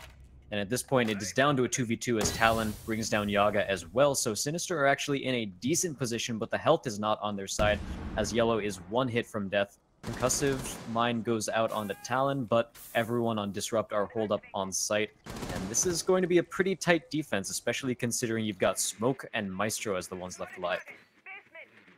Dot Dash and Bolo trying to fight out of a phone booth right now, repeatedly being spotted inside of office. And this is what they need to do, and that's not what they need to do. Dot Dash peeking the hallway, gonna get gunned down, and now in the same room as each other. Bolo tries to go for a sprint and rotate into kitchen as Yellow had already made his way in, the ACOG blocking his purview. And yeah, Sinister able to survive around. They were down to 3v5. Good comeback there, but DG just kind of throwing their lives away at the end. Yeah, that was a strange 2v2, and both of Disrupt's deaths were when they had their backs turned, so they didn't even see their killers in either situation. And when you're in a deep situation like that, you don't want that to happen. You want to always be aware of where your opponents are pushing from, and especially, I believe Bolo was on Maestro. He heard his teammate getting killed from the hallway, but he turned his back to the hallway as if they weren't going to push it or anything. So a little bit of a strange decision there, but Sinister will definitely take that round as it keeps them away from match point. Remember, it is first to 6 here, but we also have infinite overtime. We haven't seen one yet. It is always possible, however. And as you said before, even if a team goes up 2-0, that doesn't necessarily mean a victory. Now, EXO going to 6-pick off to Frost, and Yellow going to 6-pick on the Jackal. So Jackal is an operator that I super like. I love to play him. I think he's got a lot of great utility. He's got smoke grenades, soft breach with the shotgun, and a little bit of extra roam clear. Not as good as Lion's gadget, but it can still be quite useful. Similar defensive hold is DG electing to head back down to the garage. A little bit of an op swap up there on the attacking side of Sinister. I'm interested to see how they'll play at this time, if they will try and pull the trigger as aggressively, if they just want to get in off rip, kind of like that billboard play as he droned out Dot Dash playing in the far right corner of garage, if he's going to go for a similar extremely aggressive play. They're also bringing Yellow, I imagine, on the Jackal as backups for the smoke, so that if Bill does do something similar to that and does not win out again, they'll still have some smoke grenades. And Chap as well is probably going to play a little more cautious, doesn't want to get caught off by a Nitro Cell. Because that was the reason they went for the full rotation backside, is because they lost the Thermite, and this time nothing to stop the wall. Chap is going to get the garage wall opened up ASAP. Yep, no bandit on this side, and we saw Sinister try that same strategy without a bandit before. Didn't work out too well for them, so we'll see if Sinister can capitalize on it as much as Disrupt did. But it seems like there is a pretty heavy roam game by Disrupt, playing 2 in Spiral Staircase, so waiting for a lobby push. However, Talon is waiting there and ready to take him out. EXO goes down, leaving us with a 4v5. That's the Frost off the board, so no real late game utility. But that is obviously a gun off the board. And now with double hard breach, they're going to be able to get the hatches as well. So basically opening up every angle of attack that they can possibly get, which tells me that Sinister want to play this a little bit more slowly. They're going to set up a full execution and then try to pull it off at the minute mark, maybe 45-second mark. Talon got pretty lucky there, as only 4 of his 6 pellets landed on the hatch, and you do need 4 out of 6 now for a hatch to completely breach open. If just one more of those pellets had been botched, he would have been stuck with just a couple holes. A lot of smoke's being dumped into garage as the plant going to be attempted here by Chap. Toxic Babe going to land on the ceiling, and coming down Yellow, though, Bolo's able to win it out with 2 now with the Alda. Dog attacks on, spinning around, Sweater covering his backside, and it's all Talon now. He walks into a Frost mat. Of course, I give the Frost crap when it comes out, but it's on a different side. He actually dropped down the kitchen hatch. And the 5v5 plant attempt, or 5v4 really, didn't go so well. I gotta say, Sinister, they did a decent job setting up. They got so many different angles. They didn't play any of them. That was the problem. Like, they opened up the hatch and bathroom, no one was watching it, and pretty much anyone from Disrupt was able to push up anywhere they wanted, and no one was getting fragged for it. Sinister just didn't hold the angles there when they went for the plant. They had the time to do it, and they just decided to rush it. They didn't have anyone in position, and I honestly have to chalk that one up to Sinister having a misplay there. 6-pick to a Valkyrie from EXO, as Yellow's already bringing the IQ. But heading upstairs now is DG, once again looking to close things out on map number 2 and extend their lead to a 2-0 map count. As it is a best of 5, you do need to win 3. Very similar to the major final or the invitational final. Best of 5. It's going to be a long one if Sinister can battle back and extend this. And by no means is Consulate over just yet, but it's looking like it's going to trend towards a DG victory and a quick 2-0 lead on maps. Gotta feel bad if you're Sinister. I think Sinister won one of their off attacks and lost the other one, I believe. So that's not terrible record, but it also doesn't instill too much confidence when you're just one round away from losing this map, and you have to win 3 in a row in order to force it to overtime. So that's unfortunate for them. And the Sweater playing the castle, so he's actually going to set up some pretty decent castle barricades. The one in connector is a pretty obvious one because a lot of teams like to play someone in connector. It is a fairly strong position aside from that window. That window can bring up a lot of complications for anyone playing connector, so castling it off just gives a little bit of an extra layer of safety to whoever does decide to play there. Very tight rotation made by Bolo with the Bailiff as the back of long desk, a popular rotation to be made, and there is already a larger hole made right by the where round just Flag started. used to be. He could have walked around. Yeah, he could have, but what's the fun in that? He wants to slug boy across the ground and use the Bailiff for some fun. Opening up the front door and the A-bomb balcony windows. Yellow and Talon simultaneously. Looking for anyone on DG to get aggressive, and there is one, as EXO will be downed. No, 1 HP? Can't tell if X has been downed or not. He has been downed. He'll back away from the window, but Yellow stops playing the angle, so Yaga getting a free revive. EXO looking like he was a free kill for his aggression. He might go for a run out again. He's repelling back up his Yellow on the opposite side of the balcony now. EXO's retreated deeper in towards connector, so... Battle back and forth, but no one really coming out on top. It's possible that Yellow didn't realize that EXO was down because in this HUD you don't actually see when you injure someone. You only see when kills happen, so that's a possibility there.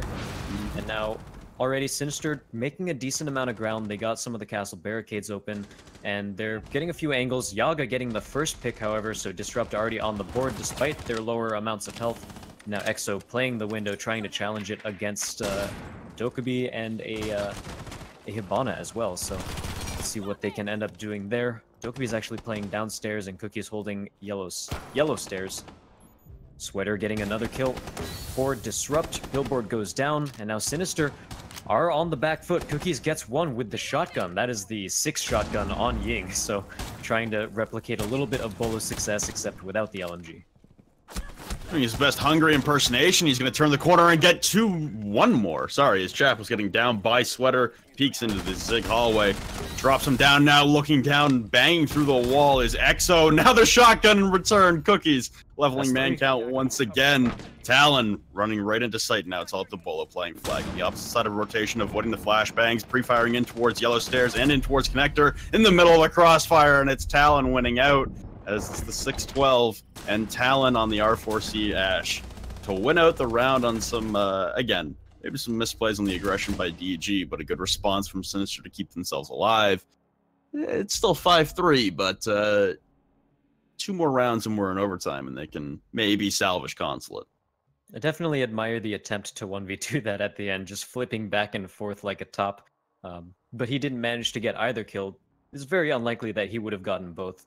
One ready to trade out for the other. But yeah, like you said, Disrupt, that was their match to win. It was just a little bit of over-aggression. They tried to push too hard on the roamers.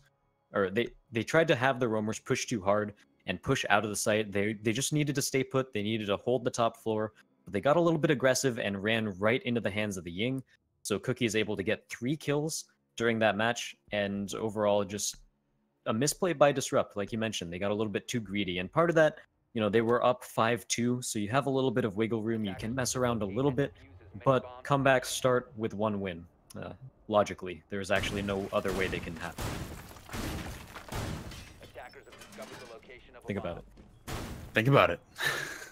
It's free real estate.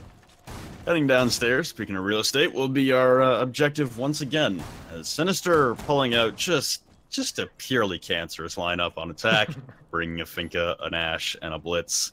And really, I'd throw IQ in there while she's Finka'd.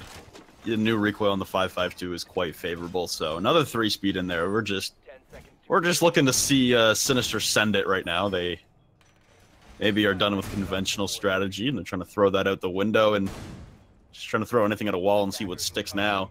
Billboard's drone doing a couple of laps of the garage, avoiding Sweater's shotgun. Or sorry, Dash's shotgun, but the only thing that they need at this point is a Lion, and it would be just full terrible lineup. Mm-hmm. I'm a little surprised. They're still heading in towards the garage. Typically, you'd see, I guess with chat bringing the thermite, they're gonna bust open the garage wall pretty standardly anyway. losing half of his health. I think that was an impact. Probably an impact, yeah. Unless Yaga just launched a Nitrocell at the drone hole and it only did half damage for some reason. Not really sure how that would be, but... Oh, also they thermited the wall, but it didn't blow open the soft panel, so they're using every single bullet in their arsenal to rip it open. That's fun. I'm not exactly sure how that happens, but we're going to see a couple of Legion goo mines drop out of there. And at this point, Sinister are playing with pretty much all of their resources toward this garage door. Talon's the only one on the flank. Cookies gets one, however, he's traded out by Dot Dash. And now Yellow's rushing straight into the site, and nobody is looking at Exo on the side, who gets two. Yaga gets another one with a C4, and that leaves us with Talon, the only one remaining, and he gets killed by Yaga as well. That was just a really strangely aggressive push from Sinister, and they did not check pretty much any angle there. Nah, Sinister... Good quarter. Sinister on that one there. I get the intention. I get it. I really do. Wait for Talon to get in position, though. I think he was caught off guard by that because he was very slow and sneaky. Glad the wall bugged. We are too. That wasn't the we reason. are too. That wasn't the reason, though. Talon was sneaking down those Visa stairs, trying to be as silent as possible to come in for the flank from behind and catch them all off guard. But the second Finka burst comes out for everyone to get overhealed and have their faster ADS and maneuverability through barbed wire and lower recoil and all the garbage that Finka And brings extra to the damage table. from smoke. That Yeah. was pretty crucial. So they all start rushing in without Talon in position, and then it all falls apart. So that's the end of map number 2. We're going to take a short little break. And map number 3 will be Clubhouse. If necessary, maps 4 and 5 will be Villa and Oregon in that order. Let's at least get it to 4. I want to see Villa so bad. Villa would be nice, but we got to see Clubhouse first. Thank you, everyone, for watching the first 2 maps. We'll be right back on the other side of the break.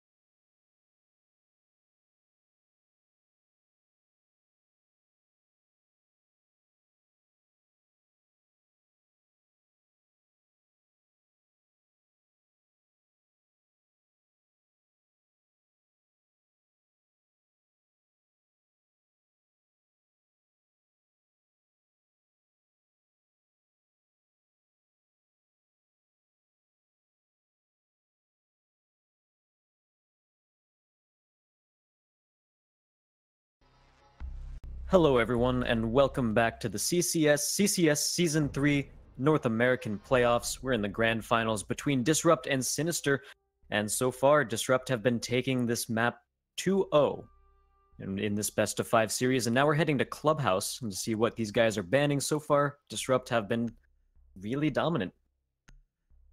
Yeah, the first map a little bit closer than Consulate, but 6-3 on Consulate, still a decent enough game. I think the initial scoreline of 4-1 after the first half kind of threw us off, but Sinister resorting to maybe some less than favorable tactics, really. Just kind of throwing anything at the wall and trying to see what they can counter DG with, but it's the aggression of DG, while it is screwing them in some rounds. It is being capitalized upon by Sinister sometimes. It's just a never-ending wave of aggression from DG, and that's got to be tiring for Sinister, especially in a best-of-5 where you're guaranteed to go at least 3 maps. You're down 0-2. It's got to be a tough time for them to keep the wits about them.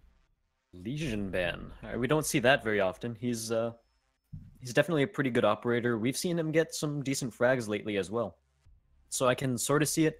But for the most part, yeah, I'm a little bit surprised to see it.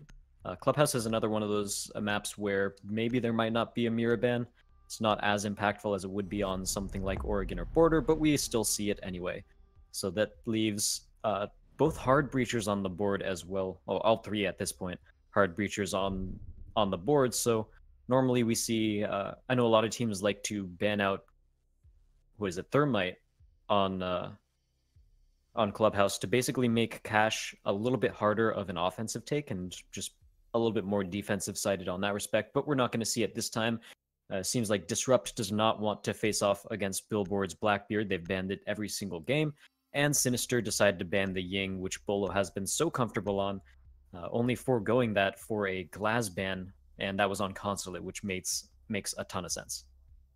Well, the Legion ban being brought out for this exact reason is Billboard's also pretty proficient on shields. And you can bring the Montaigne as they're expecting DG to head CCTV Cash to start things off, and they're reading the situation rather correctly. A cap can brought out by Yaga, not being 6-picked off of it. To cap can. Yeah, 6-pick from a cap can to a cap can. Might have been a mistake.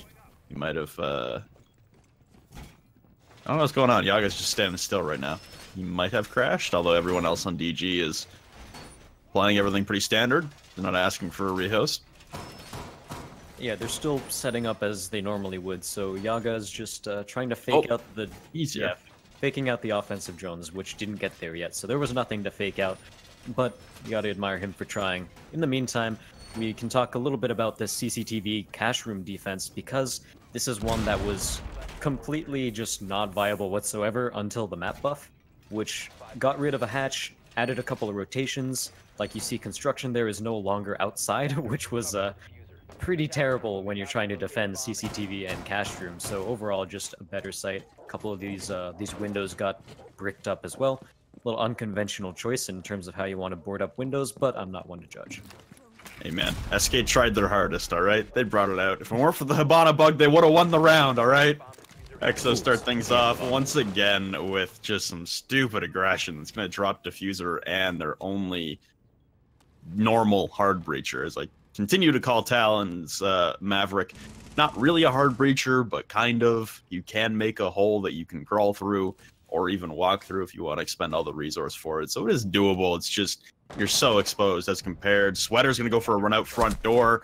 Trying to turn the corner as Cookies, and he's only landing a few shots. They're going back and forth, and Sweater still on 20 HP, able to evacuate towards Bar. Holds the angle, sees Cookie peek for half a second. Quick peeks back and forth, neither landing on each other, and Sweater's going to hold out a flashbang. A second one following, and now rushing in. Cookie's holding the wrong angle. Sweater wins it out, and it's still traded out in the end by Talon, but Billboard shaking his head at Exo, saying this is not the situation they wanted to be in early on. Yeah, this is a really bad situation. Sweater getting 2 before he's refragged, and Exo getting 1 right off the bat, too. It was the first kill of the round about 10 seconds in, so Sinister really having to piecemeal their attack together at this point with only 2 members of their team alive, one of which is a Montaigne, so you get some information, you get some protection, but just very little fragging power. And so, oh, he's going to get taken down already, and that's Yaga picking up Billboard. Talon going down by the hands of Dot Dash. So just not a very good offense altogether, and that's not how you want to start the map that you need to win in order to stay alive. Pulling out the pillow shot, he is. Yaga getting a little confident here, and hey, it works out. Not gonna complain. Billboard swapping the Lion, as they know DG cannot head topside to CCTV and Cash, at least for this first defense. Yaga was on the Capcan, but is going to swap to the Valkyrie. Might 6-pick it as Capcan. Still a pretty good operator for defending the basement. And yes, everyone on DG getting aggressive once again, keeping their pace, which is a hard pace to maintain, I must say. I'm impressed that they've been able to remain so aggressive through all of this, and Sinister seem to be being wear down by it. It's a hard pace to keep if you're an attacking team going against this. Just non-stop aggression from the defensive side. You can't set up the way you want to. You never really feel comfortable. You're always checking your back shoulder. It's a tough spot to be in, and they're not heading downstairs. They're heading to gym bedroom. No, bar? No, gym bedroom. Okay, we're good. We're good. It's gym bedroom, though. Interesting. Yeah, I was sort of wondering at first why Bo5 picked onto mute, but at the same time, I believe it's to make sure that Sinister doesn't bring a Thatcher or something, and basically allowing them to defend this, oh man, what cardinal direction is that? Anyway, it's the L hallway wall that you can see him placing his mute jammers right in front of in the first place, and that's a very common place for the attackers to attack from, and we've been removed from the match once again. This has been happening a couple times over the weekend, but it also happened in Pro League, so something, not exactly sure what's going on. Just probably another bug. It happens. But we're going to hop right back in. Didn't miss a single thing, I imagine, as we were still in prep for that disconnect. Gym bedroom. It's a weird one for me. When you have downstairs viable or available to you. Yeah, we only missed 30 seconds of action phase. And I've been a little underwhelmed by a lot of the setups for attacks on these. Okay. I think that was either a nitro cell or an impact grenade on the castle barricade. Sweater for a run out all the way from strip. Again, is going to drop Talon and Diffuser. So the aggression never ending here from DG, and Sinister once again caught off guard. Yeah, I think Disrupt went to the site for two reasons. First of all, they've got some runouts prepped. They've got some aggression prepped. They know how to roam it. But the other thing is, again, Sinister, Disrupt baited out the lack of a Thatcher and a lack of a Twitch, and even a Maverick as well. So there's nothing to clear out the mute jammers behind the main wall that every team pretty much attacks from. And that's going to be hurting Sinister quite a bit on their attack. Not as much as this is, though, being 2 men down already. EE1D gets popped down a little bit late. Flashbangs go out. There is a little bit of a crack there. He jumps through, but doesn't get the kill. Now Bolo gets another one off the side of that. Exo takes down Chap, and now Yellow is the only one left, and he's gonna die by the hands of Dot Dash. 5-0 sweep. Disrupt are killing it. It's a lockout in the favor of DG, and they're already up 2-0 in the map series. They're up 2-0 on their possible championship map. Spectator is back, Talon. We are here. We're watching you lose, and you're losing quite heavily. Back to CCTV, Cash goes DG. I tell you not to rub it in, but that's kind of your MO, isn't it? Yeah, kinda. I'm sure he'll yell at me later. We will be going back to CCTV Cache, and obviously this has become very easily the most viable site on this map. It's just so defendable if you can get the right setup, and for the most part, you don't really even need to bandit trick the CCTV wall. It is a pretty bad thing if it's open for free by the offensive side, but in the same vein, there are still plenty of places you can attack or you can retake from that it's not the biggest deal in the world. And we are going to see a clash for the first time this series. And that's going to be pretty exciting. Maybe the first time. Was there a clash when I wasn't here? When I like disconnected it real quick? Oh, no. Okay, no, it was banned on border. First clash of the series. Or was it banned on border? I can't remember. I don't think it was, actually. First that clash was of the yesterday. series. Yeah, first clash of the series. We'll stick with that. We're probably wrong. I'm always wrong when it comes to stuff like this. But Shield v Shield action. Billboard bringing the Montaigne once again. So both 6 picks to a full shield. Yaga zapping anything he possibly can down in Lounge right now. And stock room. Heading in towards Garage, and I'm just waiting for the spawn peek from DG. I'm just waiting for it, and I'm sure all of Sinister are as well, as it's caught someone off guard. Where's Sweater? That's a good question. He's the Jaeger right now, another good weapon to utilize on the spawn peaks, especially after the recoil adjustment for all guns, as the 416 kind of a laser beam again. Yep. To the dismay of many people who hate spawn peaks. And now Sinister's got to be asking where Sweater is as well, because they really need to be on top of their drones at this point to make sure they figure out where any possible runouts are coming from. But it looks like they're playing more conservatively. Yellow gets the first pick, and they're just making sure that if they do attack in a place, they are watching their own runouts. So far, we see Yellow trying to peek in, but there is a clash there. Nothing you can really do to challenge that angle. Turning away from the flashbang momentarily would have been a good opportunity for Yellow to peek in towards Yaga and catch his backside on a flank. Chaps losing a lot of damage from the holds of top cache stairs, and a vault in from Yellow here, a little unorthodox, but he's going to vault in and stand completely still as he's slowed down. Chap will get down with the diffuser, and everyone else trying to hold back, but it's Cookies getting the kill onto Yaga. Now coming in with the pistol in hand. M45 through the wall will down Exo. It's all Sweater now in a 1v5. Still half the round to go, even more than that. Sweater's trying to come back from construction, running up against the shield of Billboard to get a knife hit, lighting up Billboard, unable to finish him off. He's going to full shield everyone on Sinister, extremely low. A flank now by Cookies is the most healthy attacker left alive, and he'll clean it up as if it was anyone else in that engagement. That one shot from the M45, or sorry, the P12 on Sweater would have downed them. So a good decision there for Sweater, or sorry, Cookies to be the one to engage. Sinister bring a round back. 1vX, where that X includes Montaigne, is never a situation that you want to be in. But credit to Sinister for making that round really decisive. They held their angles correctly, they watched for runouts, and I don't actually think Disrupt did a runout, but if they did, they would have been covered. And Sinister are really, really liking this Montaigne pick by Billboard. It's worked out one time, not really so much the other 2 times, but they also lost a couple of lives to runouts, so maybe that's the reason. One thing I do want to mention is maybe you never play, what is it? Maybe you never play Ella when you also have a clash, because the concussive grenade, Ella's concussive grenade forced Clash to unshield for a second, and while Yellow didn't quite get the pick off of that, it still managed to give her some damage, and that's an interaction that I didn't know happened.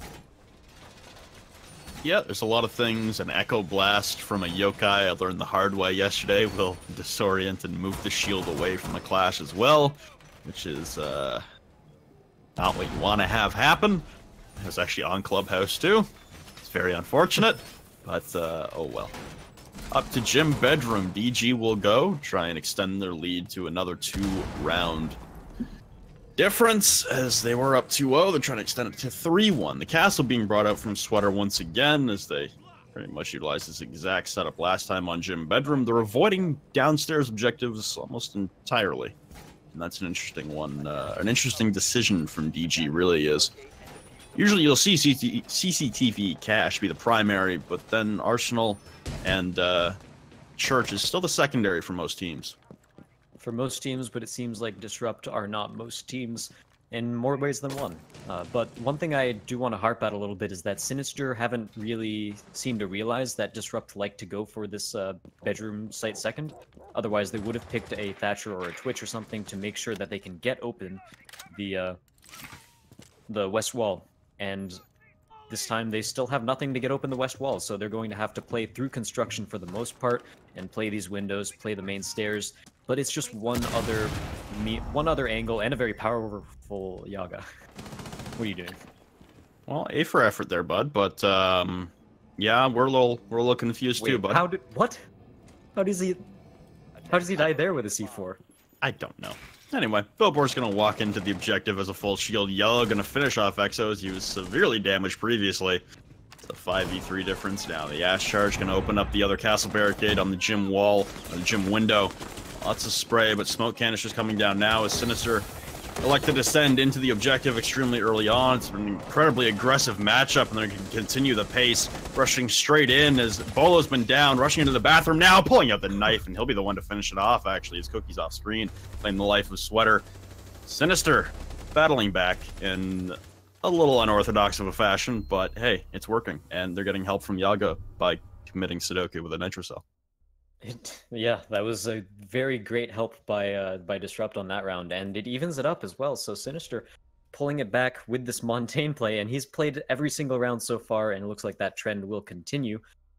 And Disruptor heading back to CCTV Cache, like we keep mentioning, is the primary site on this map, going with the Clash again as well. So even though there are, we actually talked about before the game, there are a lot of angles that you can shoot Clash from, they're still opting to go for this. So maybe playing in server once again, making sure that they stay safe there, but also bringing the Ella. So just got to make sure that Bolo doesn't stand near any concussive mines when one of the attackers decide to push in, but hopefully they can coordinate that. Protect your bombs from being defused by attackers. Yeah. So last defensive stand for DG on Clubhouse, unless we head to overtime. Trying to close out the first half with a lead, as they have done in the previous two maps. It was a 3-2 lead on Border, a 4-1 lead on Consulate, and it got them the win both times. So, setting the tone, trying to extend into 3 consecutive maps with a lead. At the same time, Sinister, with their backs against the wall, just trying to stave off elimination here, as they know dropping this round heading into the second half will almost certainly spell disaster for them, as they have been unable to really establish a whole lot of momentum in the back half of each map, just making some crucial errors and falling into the hands of DG's potent defense on the first 2 maps, and that'll be the attack coming in.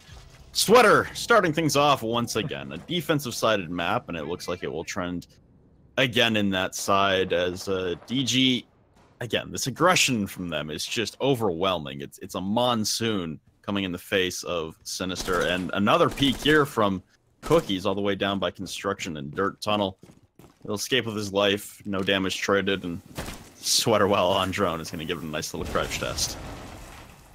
Just a little bit of a test there, but yeah, Sweater going back to what worked, and that's spawn peeking, so he is going to find one there. Clash is going to continue to be a problem for Sinister as they try to push in through this north wall in construction, and they're going to be forced to back off a little bit.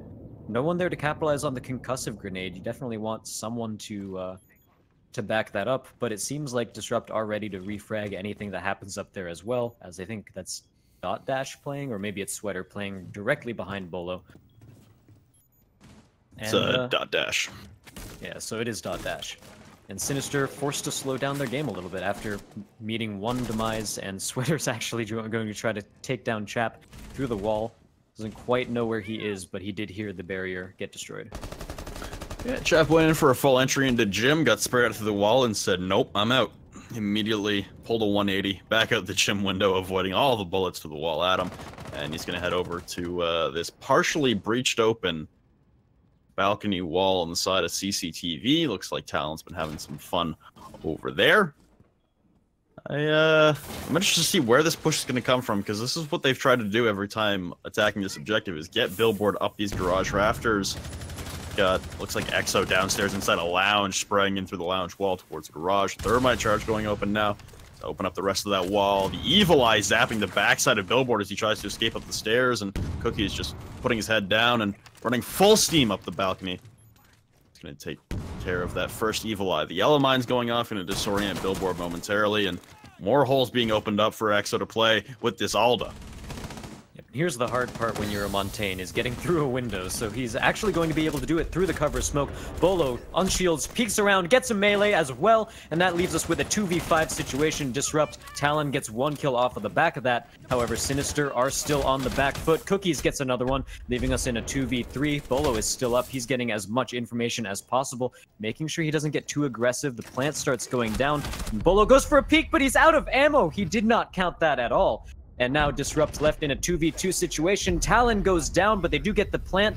It's not going to matter, however, as Sweater gets both kills.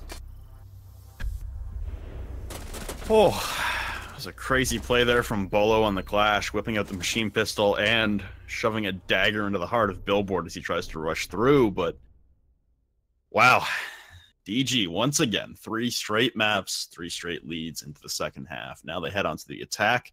Up against a Sinister defense that's going to head to bar stock initially.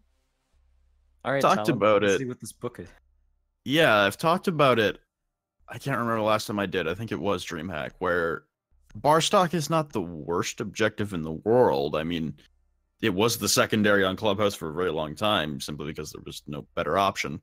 But the changes to pool and the added safety and the ability to barricade that giant double door now from the main entrance, I mean, there's a lot of options now for you to maneuver and manipulate bar stock to your favor, especially with the ability to play from above a lot safer inside of cache. So it's doable. I don't know. Primary? Yeah, picking it before CCTV cache is the main question there. Especially when you're down a round, you haven't been able to claw back from a 3-2 deficit on border. You've been at a deficit into the second half every single time. I feel like going somewhere a little more safe would be a good way to approach trying to tie things up and then maneuver your way around the map and run the gauntlet with the objectives. But hey, man, if it works out, Sinister are certainly going all in on this one. Yeah, I don't imagine teams have practiced too many defenses on this site, so maybe Sinister have something in their pocket that they can pull off here. They do have 3 ACOGs, that's on Maestro, Rook, and Doc.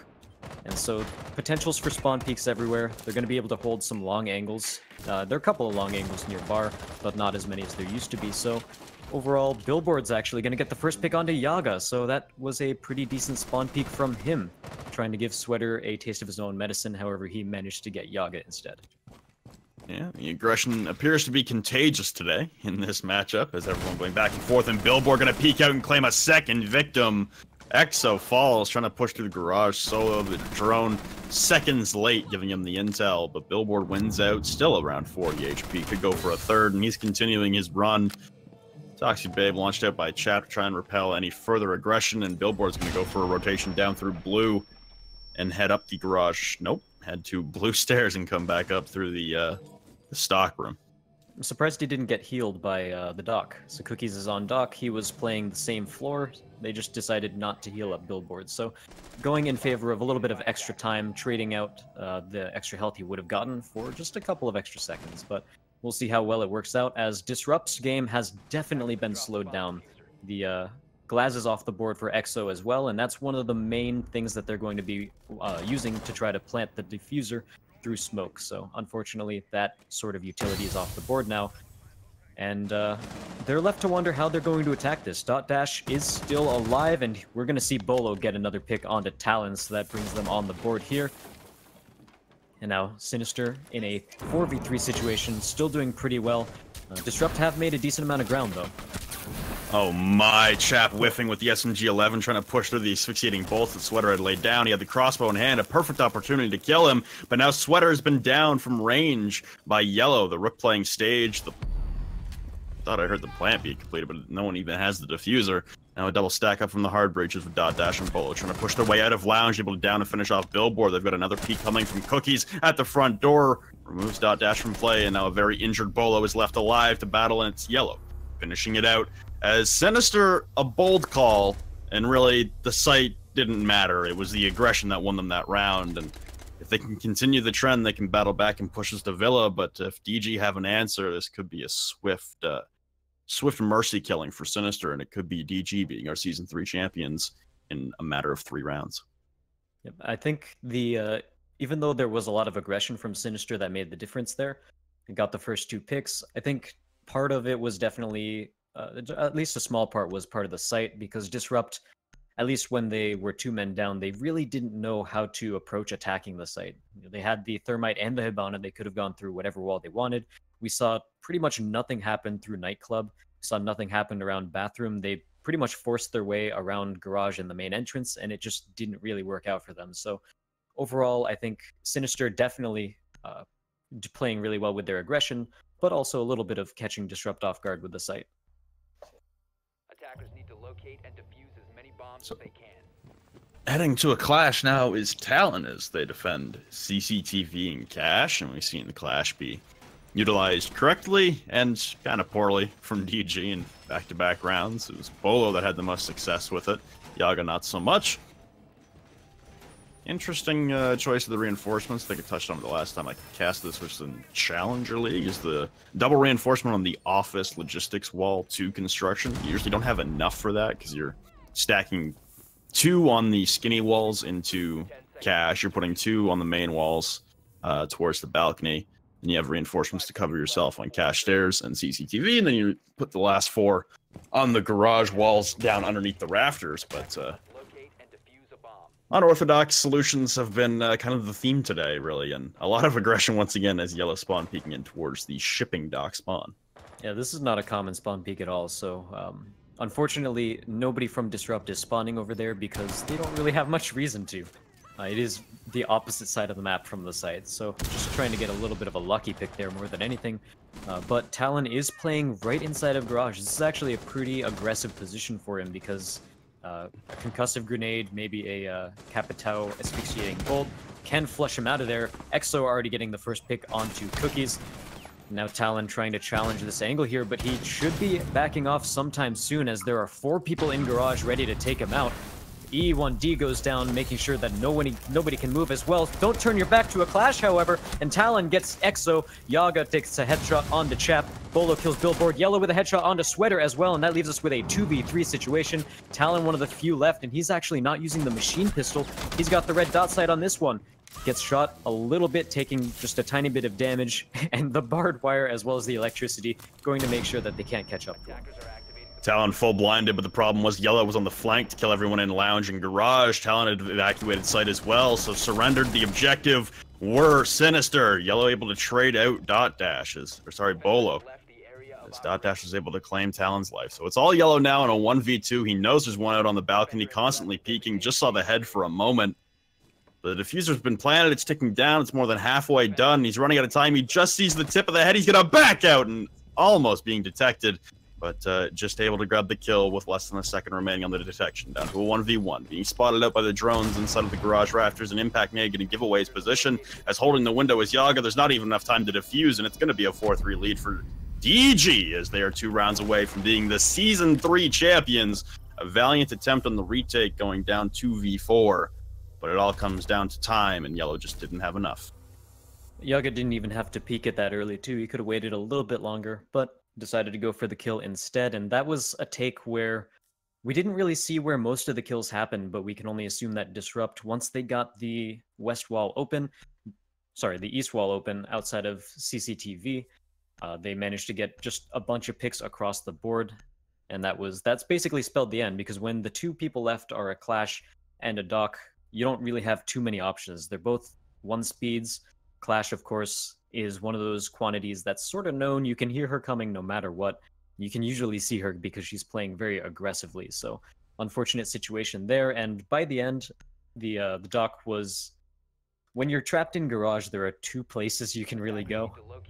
And so it makes you very predictable. And one of the best things that you might have in a 1vx situation is the element of surprise, the unpredictability. But when you're in a spot like that, there is no unpredictability. You can go one of 2 ways. So, Barstock once again. It's the most I've seen this objective played since the update of Clubhouse. I'm a little surprised, honestly, because while they did win the objective, A, it was a little shaky, and B, it was all off of Billboard's insane aggression to start things off, and then just trade-outs from there. You have the manpower. And I said that the site didn't matter, and that's kind of what I'm thinking here as well, is the objective wasn't really the reason you won last time. It was the fact that you killed everyone before they got in the building. So, unless it happens here with Yellow on the spawn peak, he's lining up, but he's going to get anticipated by Sweater. A shot landing on the chest. And now, oh, Sweater almost peeking out again. Yellow wins it out. Sweater getting aggressive. Another one popping up at the window, and Exo going to drop him.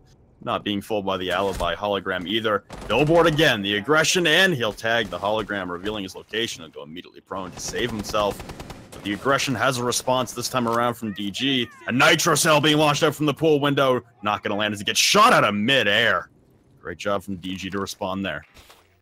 You don't see C4s getting shot out of the air very often, and XX are having a little bit of trouble killing the alibi Prisma right there. but it's not a person. He doesn't need to stress about it at all. And a couple more shots being traded back and forth, but we have a run out by Cookies. His identity has been revealed, but he managed to get safely back into the site. Doesn't really even care that he's getting detected by the EE1D. There are no walls that they can shoot him through here. Bola gets a pick onto Talon with a headshot, and now he's trying to push through this hatch. They don't hear him, and Bolo doesn't see it either, so he's not going to be able to shoot down into the hatch. He still doesn't see it. Oh, it's so close. He's committing. He's really committing to getting that hatch open, but no kill will happen there. Exo actually pushing in to Bar, getting the kill onto Chap, leaving us with a 2v4. Sinister going down. Billboard trying to go for a flank. Exo picks one. Dot Dash goes down by the hands of Billboard. Leaves us with a 1v3. 2. Billboard goes off once again. EE1D goes down, and that is going to hold him in place. Flashbang goes down. It's not going to work. Billboard gets another kill. Bolo goes down, and that leaves us with a 1v1 situation. This is exactly what Billboard wanted. Yaga is still playing Zofia, so he's got a lot of utility at his command. He's actually used it all. No KS9 lifelines left on the board at all. It's just pure gun skill for him, and he's going to be able to get the kill. Billboard goes down. His reign of terror has been stopped, and Disrupt are one step closer to winning this game. One round away, and really, if Billboard was able to win that out, again, it would have been him on the solo play, winning the round, not the choice of the objective. The aggression responded back to quite promptly by Disrupt there. One round away from being the Season 3 champions, winning a best-of-5 3-0, and at this rate, rather convincingly. Heading back with their backs against the wall, going all in on the round. Leave it all out on the ice, boys. It's CCTV cash, possibly to round us out, and a blitz being brought by Sweater, Glaz by Exo. This looks like a very aggressive lineup. Bolo gonna 6-pick to a Finca. DG trying to put the nail in the coffin. Never Until they pick back to Maverick. Never mind. You ruined the suspense, Bolo. You ruined the suspense, and there was no smoke on the board either, so no direct Finca counter either, so not really too much of a reason for him to switch back, but maybe he just wants to toy with the CCTV wall that you see on the screen there, the east wall that Chap is currently reinforcing. However, there is no electronic removal on the side of Disrupt. They don't have a Thatcher or a Twitch, but they do have Yaga playing Zofia, and from this angle that we see out on the west on this balcony, you can actually lob one of your lifelines over the impact lifeline and take out any gadgets that are on this this east wall over there. So they still have a couple of options for it, and it's not the end of the world. Sinister is do or die. Either you continue on, push overtime, and battle back to win Clubhouse, or we're done here. And DG will be the champions. A castle barricade on the garage door to momentarily stall the entry, but Yaga, as well as the lifelines, pings coming out onto Cookies. So he was baiting or banking on someone bringing a breach charge forward. He's going to back off deep into garage, and he's pinned down immediately. Initial misstep here for Sinister. Talon tries to come down and support as well, but it looks like Cookies has been able to bail out and keep himself alive. It was almost an early surrendered kill to DG. And they do bring Yaga around, but they're not going to play very aggressively onto the clash. You know, once you have the concussion grenades, there's a possibility you can back clash off a little bit, and they're actually going for it. Sweater's not able to get the kill, however, and Talon barely takes any damage from it either. He's only half health after 2 concussion grenades. Third one goes out, and it's not going to get anything. And so Talon actually escapes with his life, and 2 kills all across the board. Exo and Bolo getting it, however, Cookies trays out Dot Dash. That leaves us with a 3v4. Sinister on the back foot once again. Talon is still in a very strong position, however, holding off Garage by his lonesome and making sure that nobody can turn his back. Might be a man count disadvantage here for Sinister, but they took down the Thermite. Bolo, however, rushing in towards the objective. Coming down as he tries to swap weapons. Sweater's going to drop Talon. It's all up to Billboard now, coming back with the UMP, vaulting into construction. Yaga will fall. 1v3 remaining. He's going to have to vault back to the objective. The window is still barricaded, so Billboard has to retreat. He's almost detected. Sweater is at his window, holding the stairs now with Bolo. Billboard on 5 HP, having to back off even deeper into construction. More sprays coming out. He's able to down Sweater, but he still has Bolo pressed right up against him on the cash wall.